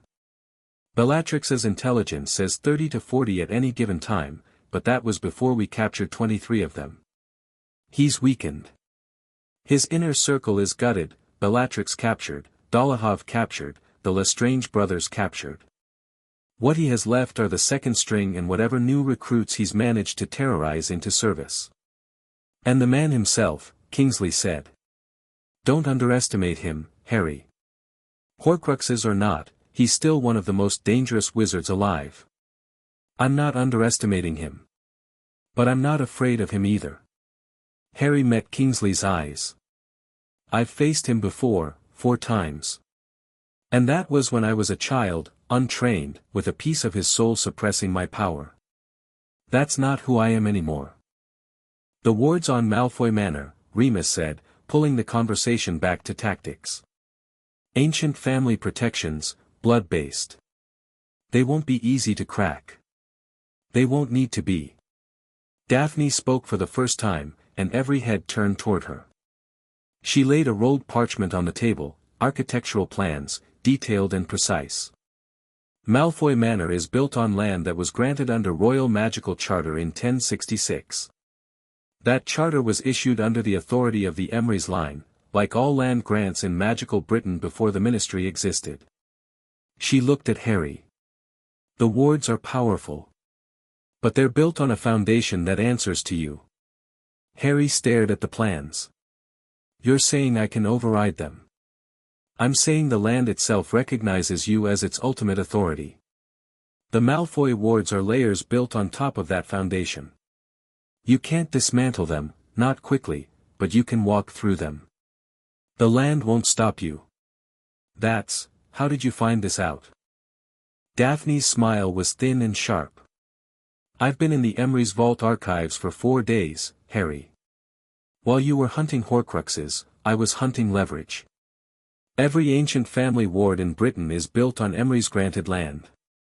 Every single one. It's the dirty secret of pureblood politics, their power literally rests on your authority. The silence around the table was profound. Well, Augusta Longbottom said dryly. That simplifies things rather considerably. It simplifies my entry, Harry corrected. But I'm not going alone. This isn't a duel, it's a battle. Voldemort will have defenders, and I'll be focused on him. I need people to handle the rest. That's why we're here, Neville said simply. Harry looked around the table. At each face in turn. These people, these extraordinary, brave, brilliant people, had chosen to be here. Chosen to follow him into what might be the final battle of a war that had consumed a generation. Not because he commanded them. Because they believed in what came after. The plan is this, Harry said. We move at noon. Broad daylight, I want him to see us coming. I want his people to see us coming. Anyone who wants to surrender gets one chance. Wands down, hands up, they live. Anyone who fights, he paused. We fight to end this. Not to torture, not to maim for sport. But I won't ask anyone to hold back against people throwing killing curses. Understood? Nods around the table. Grim, determined nods. I go through the wards first. Alone. Once I'm through and the Foundation recognizes me, the wards will weaken, might not collapse entirely, but they'll thin enough for the rest of you to breach. Kingsley, your orders hit the East Wing. Augusta, Neville, West Wing. Amelia, you hold the perimeter. Nothing gets out. Griphook, the Goblins. 24 warriors, armed and ready, Griphook said. Director Ragnarok sends them with his regards. They will secure the grounds and prevent apparition escape once your forces are inside. Good. Remus, Daphne, you're with me. Once we're inside, I'm going straight for Voldemort. I won't be subtle about it. I want his attention on me, all of it, entirely focused, while everyone else takes down his followers. Harry, Minerva said. What about me? You're staying here. Her eyes flashed. I most certainly am, Minerva. Harry's voice was gentle but firm. Hogwarts needs a headmistress. If something goes wrong today, if I don't come back, this school, these students, they need you. That's not a lesser role. It's the most important one. McGonagall stared at him for a long moment. Her lips pressed thin. Then she nodded, once, sharply. If you get yourself killed, Potter, I will find a way to give you detention in the afterlife. Harry grinned. Noted. The hours between dawn and noon passed in a strange dreamlike state, too fast and too slow simultaneously. Harry used the time to prepare. Not his magic, that was ready, had been ready since the essence unlocked it. But his mind. His focus. He walked the Hogwarts grounds alone in the mid-morning light, feeling the castle's magic pulse around him like a heartbeat. Students wouldn't arrive for another week. The corridors were empty, the classrooms dark, the great hall silent. But the castle was alive, he could feel it, aware of him, responding to his presence with something that wasn't quite consciousness but was more than mere enchantment. He stopped at the edge of the lake. The water was glass still, reflecting the sky and the distant mountains with mirror perfection. Harry stared at his own reflection, the green eyes with their new golden ring, the fading scar, the face that was older than 16 had any right to be. You built this for people like me, he said quietly, not sure if he was talking to Merlin or to the castle itself or to no one at all. A place where magical children could be safe. Could learn. Could grow without fear. He touched the ring on his hand. I'm going to make sure it stays that way. The castle hummed. A warm pulse of magic, rising through the ground, through his feet, through his entire body. Not words, castles didn't speak in words, but understanding. Acknowledgement. Blessing. Harry turned away from the lake and walked back toward the castle. Toward his team. Toward the war's end. They gathered at the Hogwarts gates at 11:45. 27 in total, Harry, his inner circle, Kingsley's Aurors, the Longbottom contingent, and 24 goblin warriors who appeared from underground with a precision that spoke of centuries of military tradition. They were armed with axes, spears, and, for the first time in 400 years, wands. Short, brutal-looking wands of dark wood and iron, suited to goblin magic's particular savagery. Harry looked at them all, this impossible coalition of wizards, goblins, humans of every background and blood status, and felt a swell of something fierce in his chest. Not pride, exactly. More like certainty. This was right. This was how it was supposed to be. Not one great wizard standing alone against evil. All of them, together. Everyone knows their role, Harry said. Not a question. They'd been briefed. They were ready. Neville caught his eye and nodded. Just that, one nod, steady and sure. Harry returned it. Daphne touched his arm briefly. Come back, she said quietly. Planning on it. He operat. Malfoy Manor rose from the Wiltshire landscape like a crown of pale stone, beautiful in the way that powerful things were beautiful, all sweeping lines and ancient grandeur. The wards hit Harry the moment he appeared at the gate, a wall of magic, layered and vicious, designed to repel, confuse, and destroy. Harry planted his feet on the gravel drive and reached down. Not physically, magically. Reached down through the earth, through the layers of enchantment, to the bedrock beneath. To the land itself. The land that had been granted under Emery's authority 1,000 years ago. The land that remembered. You know me, Harry said. Not aloud, deep, in the language of magic. You know my blood. You know my right. Open. The ground thrummed. The wards shuddered. And then, like a door being unlocked from inside, they parted. Not collapsed, not destroyed. Simply, moved aside. Acknowledging a greater authority. The Malfoy magic was powerful, but it was a tenant. Harry was the landlord. He walked through.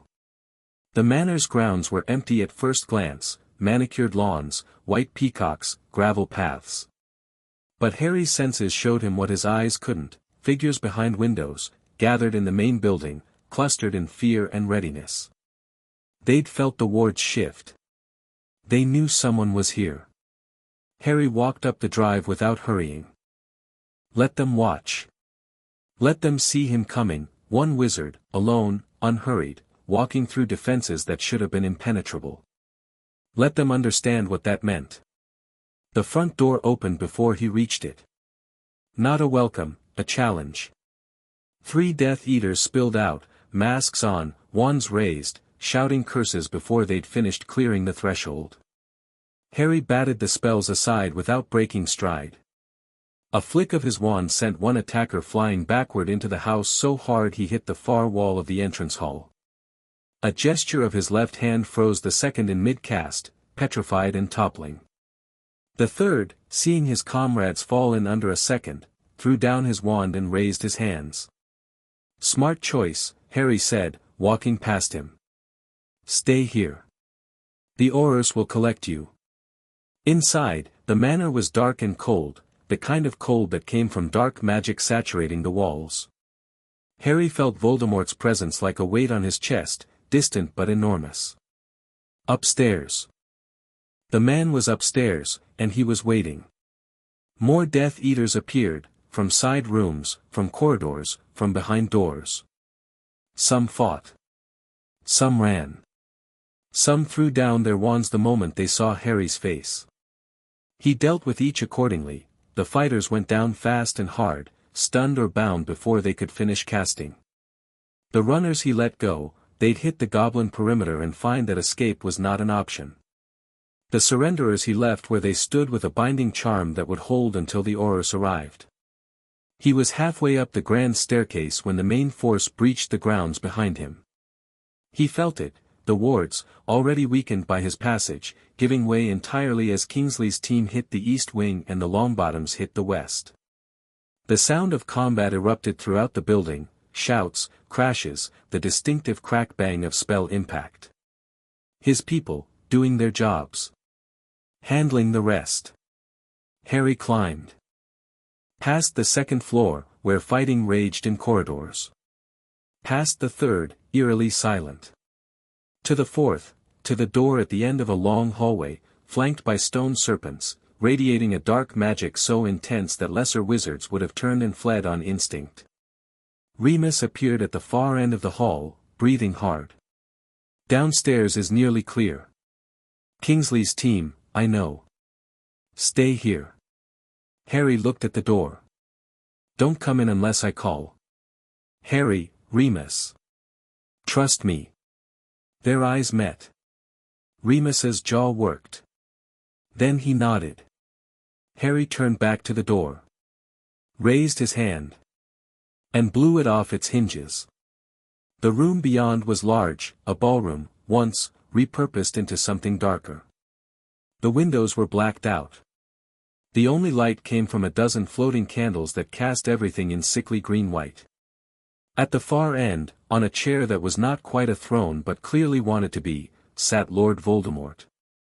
He looked exactly as Harry remembered, inhumanly pale, snake-faced, those red eyes burning with malevolent intelligence. But there was something different now.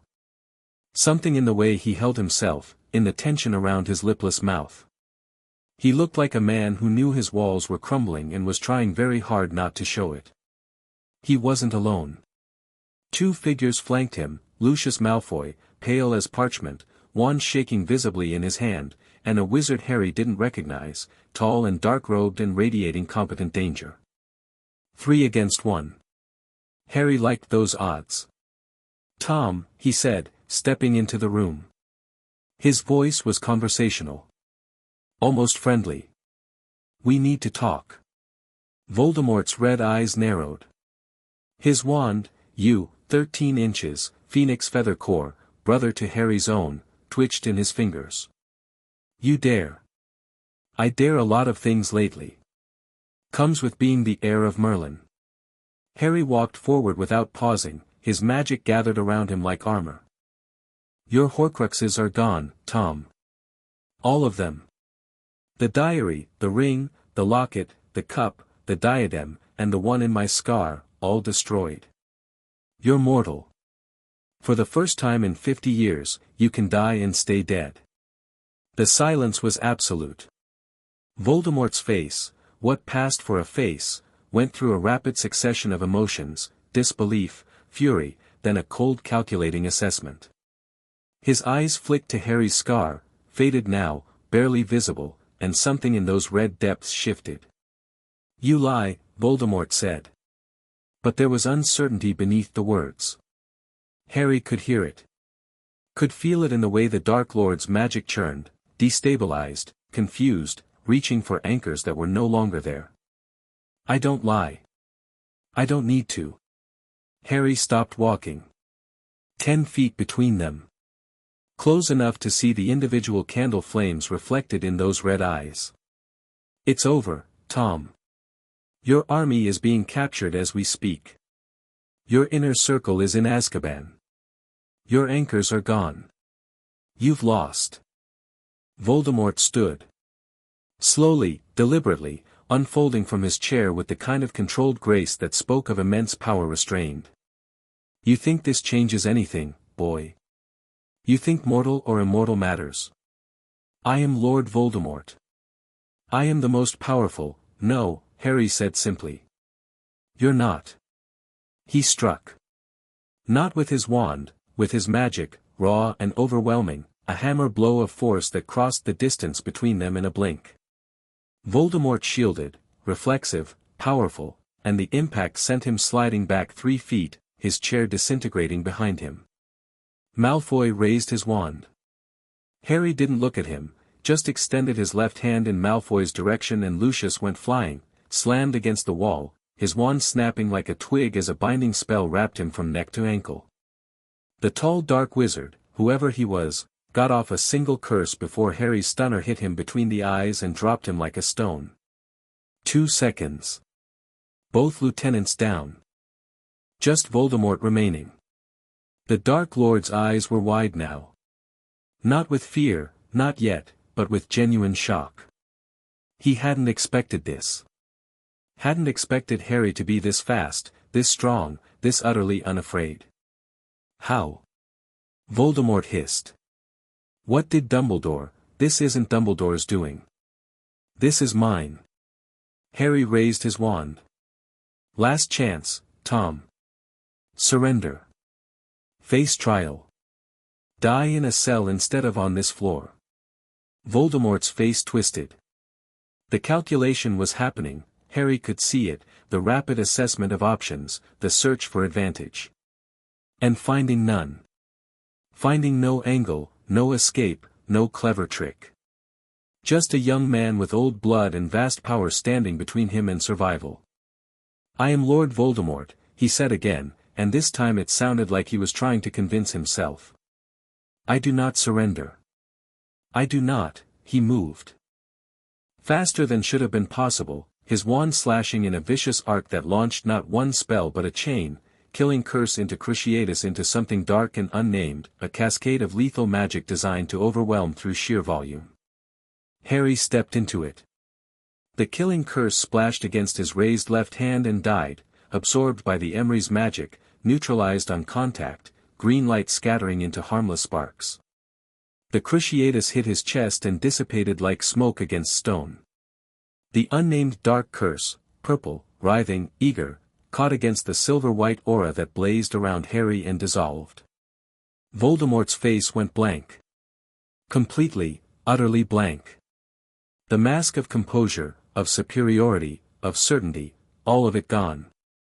What was left was something very small and very frightened wearing the skin of a monster. That's not possible, he whispered. A lot of things are possible when you're not spending all your power keeping yourself artificially alive. Harry walked forward again. Voldemort threw more curses, desperate now, rapid, powerful but scattered. Harry didn't dodge. Didn't need to. Each spell died against his magic like waves against a cliff face. You know what your mistake was, Tom? Harry said, still walking, still closing the distance. It wasn't the Horcruxes. It wasn't the war. It wasn't even trying to kill me as a baby. He was close now, 5 feet, 4, 3. Your mistake was that you never understood what power actually is. You thought it was domination. Control. Making people afraid of you. But that's not power. That's just violence. Voldemort's back hit the wall. Nowhere to go. His wand rose for one final cast, the killing curse, because it was all he had left, all he'd ever had, Avada. Harry's hand closed around Voldemort's wrist. The curse died on his lips. The wand fell from fingers that could no longer grip. And Harry held the Dark Lord pinned against the wall with nothing but one hand and the sheer crushing weight of his magic. Power, Harry said quietly, looking into those red eyes from inches away, is building something worth protecting. You never built anything, Tom. You only ever destroyed. Voldemort's mouth opened. Closed. Something was happening to his face, the inhuman features shifting, destabilizing, as if the magic that maintained his monstrous appearance was failing. For a moment, just a moment, Harry saw the ghost of the boy Tom Riddle had been. Handsome. Brilliant. Afraid. I could have been, Voldemort started. Yeah, Harry said. You could have. He released Voldemort's wrist. Stepped back. Raised his wand.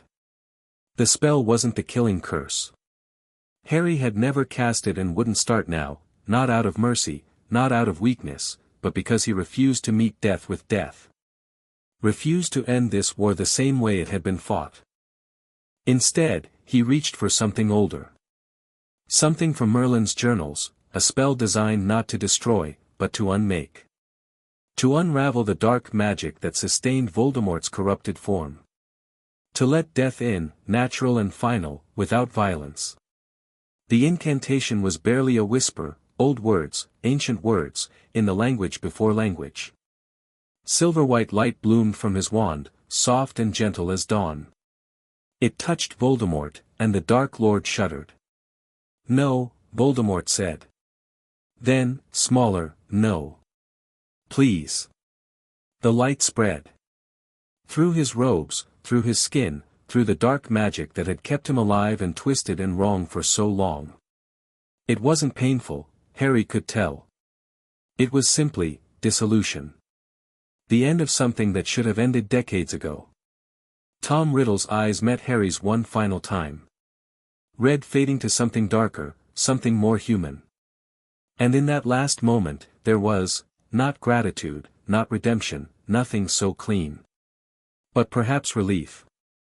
The relief of a man who had been running from death for 50 years and was finally too tired to keep running. He dissolved. Like ash in wind, like shadow in sunlight. The dark magic that had been his body, his power, his curse, all of it unwound and dispersed. The candles flickered. The room lightened. And where Lord Voldemort had stood, there was nothing. Nothing at all. Harry stood in the empty space and breathed. In and out. In and out. His magic settled around him, calm and still, the battle tension draining away like water from a cupped hand. It was over. He stood there for what felt like hours but was probably seconds, letting the reality of it settle into his bones. 25 years of terror. 15 years of prophecy. A lifetime of fear and fighting and loss. Over. Done. Finished. The door burst open behind him. Remus, wand raised, face wild with fear, "Harry. Are you?" "It's done," Harry said. He turned, and his voice sounded strange to his own ears, quiet, raw, empty. "He's gone. Really gone this time." Remus crossed the room in 3 strides and seized Harry by the shoulders. Looked into his eyes. Looked for damage, for darkness, for the cost of what he'd just done. "You're all right?" Remus whispered. "Yeah." Harry's voice broke slightly. Then steadied. "Yeah. I'm all right." Footsteps in the hallway. Neville appeared, blood on his cheek but grinning fiercely, Daphne a step behind him with her wand still drawn. Behind them, Kingsley, Amelia Bones, Augusta Longbottom, half a dozen Aurors. They poured into the room, took in the scene, the destroyed furniture, the bound Malfoy, the unconscious wizard, the empty space where Voldemort had been. "It's done?" Kingsley asked. "It's done." The cheer that erupted was deafening. Aurors shouting, hugging, some of them crying. Augusta Longbottom, that iron-spined woman, actually sat down hard on a piece of destroyed furniture and put her face in her hands. Neville let out a whoop that could have been heard in London. Harry stood in the middle of it and let it wash over him. He felt Daphne's hand slip into his, cool, firm, grounding. Felt Remus's arm around his shoulders. Felt Neville clap him on the back hard enough to stagger him. This was what power was for. Not conquest. Not control. This, people safe, people celebrating, people free. This was what Merlin had built his charter to protect. What the founders had built their school to nurture. What his parents had died to preserve. Harry looked at the ring on his finger, the signet of Emrys, ancient and warm, and made a silent promise to every person who had come before him. Every ancestor who had carried this burden. Every life lost to get to this moment. "I'll build something worth what it cost. The days after Voldemort's fall were chaos of the best kind, the kind that came from relief so vast it overwhelmed every system designed to contain it. The Ministry scrambled. The Prophet printed special editions every few hours, each more breathless than the last. Diagon Alley erupted into celebrations that lasted 3 days straight. And Harry retreated. Not far. Not in hiding. He went to Hogwarts, where the wards wrapped around him like a blanket, where the corridors were quiet and the grounds were peaceful, and where he could think without the weight of 1,000 eyes on him. The others gave him space, mostly. Remus checked in every morning, brief mirror calls that consisted mainly of "still alive? Still alive?" Neville sent updates on the DA preparations, which were proceeding despite the lack of a war to prepare for, because Neville had correctly identified that combat training didn't become useless just because one Dark Lord was gone. Daphne sent owls, short, practical, keeping him informed of the political landscape without demanding his presence in it. It was Daphne's owl on the 4th day that pulled him out of his quiet. "Harry, Dumbledore is coming back. Tomorrow. He's requested an audience with the Wizengamot, to address recent events and offer his service to the reconstruction." Translation: he's going to try to rehabilitate himself now that the war is over and the public mood is forgiving. You should be there. Harry read the note twice. Sat with it for a long time, watching the lake through his window, feeling the castle hum around him. Then he wrote back, "I'll be there." The Wizengamot chamber was packed again, fuller even than the first time Harry had stood here, because now the public gallery was open and every seat in it was filled. The people of magical Britain wanted to see this. Wanted to see what happened when the man who had shaped their world for half a century faced the man who had saved it. Harry took his seat at the top of the chamber, the Emery's seat, no longer dusty, its carved symbols gleaming with quiet silver light. Below him, the tiers filled with Wizengamot members in their plum robes. The atmosphere crackled with anticipation. Dumbledore entered through the main doors at precisely 10 o'clock. He looked, diminished, Harry thought. Not physically, he was still tall, still imposing, still dressed in magnificent robes, periwinkle blue today, with silver stars. But there was something missing. The certainty. The absolute confidence that had always surrounded him like an aura. That was gone. He walked to the center of the floor, the petitioner's position, and stood where Harry had stood weeks ago. Their eyes met across the distance of the chamber. "Lord Emery's," Dumbledore said. His voice was measured, calm. "Thank you for permitting this audience. Professor." Harry kept his voice neutral. "You said you wanted to address the chamber. Speak." Dumbledore turned slowly, taking in the full room, the members, the gallery, the weight of attention. When he spoke, his voice carried the old music, the old authority, but tempered now, lower, less performance and more truth. "I have made mistakes," he said. "Grave ones. I will not enumerate them here, they have been well documented by people with the right to document them. I will say only that I made them in service of what I believed was a greater good, and that I understand now, too late, that the greater good is a dangerous concept when wielded by any single mind, however well-intentioned." He paused. The chamber was silent. "I am not here to ask for my positions back. They were taken justly. I am not here to defend my actions. They were indefensible. I am here, and for the first time his voice wavered slightly, to offer what I have left. My knowledge. My experience. My magic. Not as a leader, I have proven unfit for that trust, but as a resource. As a teacher, if the Heir will permit it. Not of students, a faint, sad smile, but of those who wish to learn what I know before I am too old to share it." He turned back to Harry. Those blue eyes, clear, unshielded, no twinkle, no mask, met Harry's green. "I wronged you, Harry. More than anyone. I took a child who needed protection and made him a weapon. I told myself it was necessary. Perhaps it was. But necessity does not excuse harm, and I am sorry. Not for show. Not for politics. I am sorry. The chamber held its breath. Harry looked at Dumbledore for a long time. At this man who had shaped his entire life, for good and ill, in equal measure. Who had saved him and used him and protected him and endangered him and loved him, in his own broken way. Who was, in the end, just a man. Brilliant, flawed, old, and sorry. I believe you, Harry said. And I'm not interested in punishment for its own sake.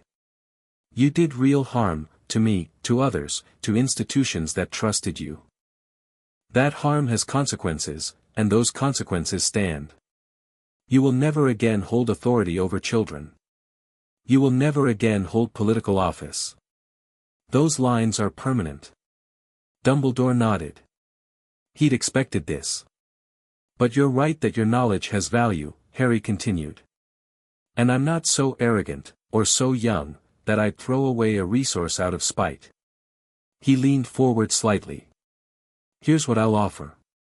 A position at Hogwarts, not as teacher, not as staff. As researcher. Access to the library, the archives, the resources you need to continue your work. No authority. No students. No policy influence. But a place. A home. And the freedom to share what you know with anyone who asks, including me. Dumbledore's eyes closed briefly. When they opened, they were bright, wet, Harry realized. The old man was fighting tears. That is more than I deserve, Dumbledore said quietly. Yeah, Harry said. It is. But I'm not you, Albus. I don't believe in the greater good. I believe in giving people what they need to become better. He paused. Don't make me regret it. I will not. A whisper. A promise. And for once, Harry believed it might be kept. Dumbledore bowed, low, formal, sincere, and walked out of the chamber. The doors closed behind him, and the Wizengamot erupted into applause. Not for Dumbledore. For Harry. For the choice. For the grace of it. Harry sat in his high seat and let the sound wash over him, and felt nothing but tired. September 1st dawned bright and warm, the kind of golden autumn day that seemed designed specifically for new beginnings. Harry stood on platform 9 3/4 and watched the students arrive. Nervous first-years clutching their trunks. Returning students greeting friends with shrieks and hugs. Parents hovering, some tearful, all relieved, because this year, for the first time in a generation, they were sending their children to a school that wasn't a battlefield.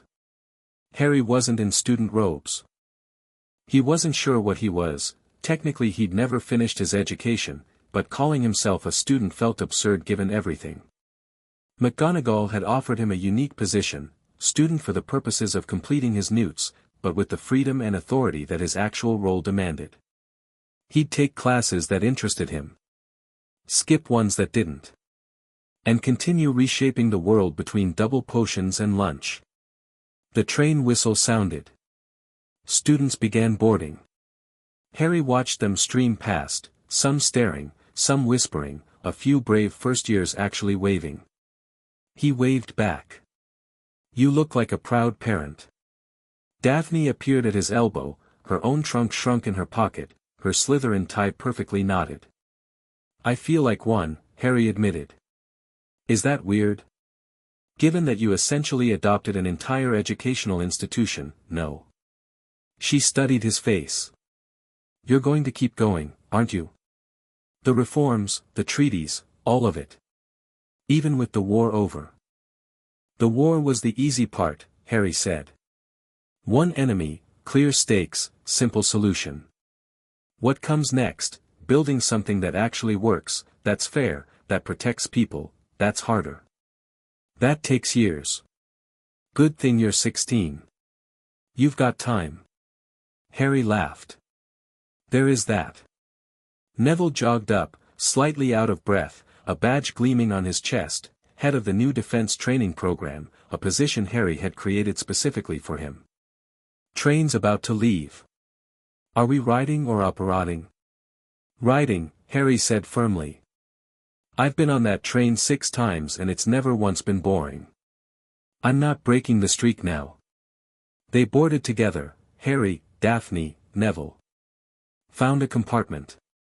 Were immediately joined by Luna Lovegood, who drifted in like a benign ghost and said, "Hello, Harry. You look much less infested than usual," which Harry chose to take as a compliment. Then Ginny Weasley, fierce and bright-eyed. Then the Weasley twins, who had no business being on the Hogwarts Express but were here anyway, ostensibly to evaluate the market for student prank supplies, but really because they'd missed this. The train pulled out of the station.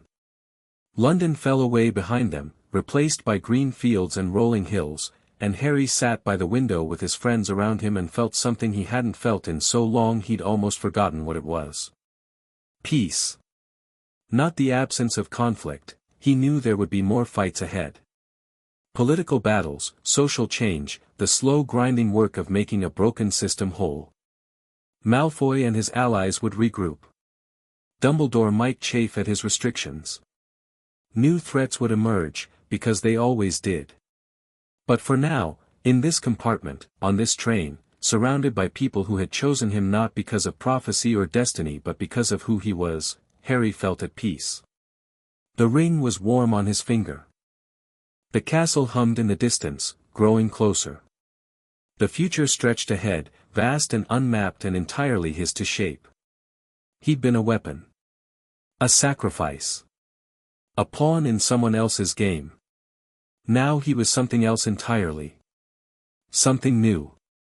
Something that Merlin had dreamed of, that the founders had built for, that his parents had died hoping he could become.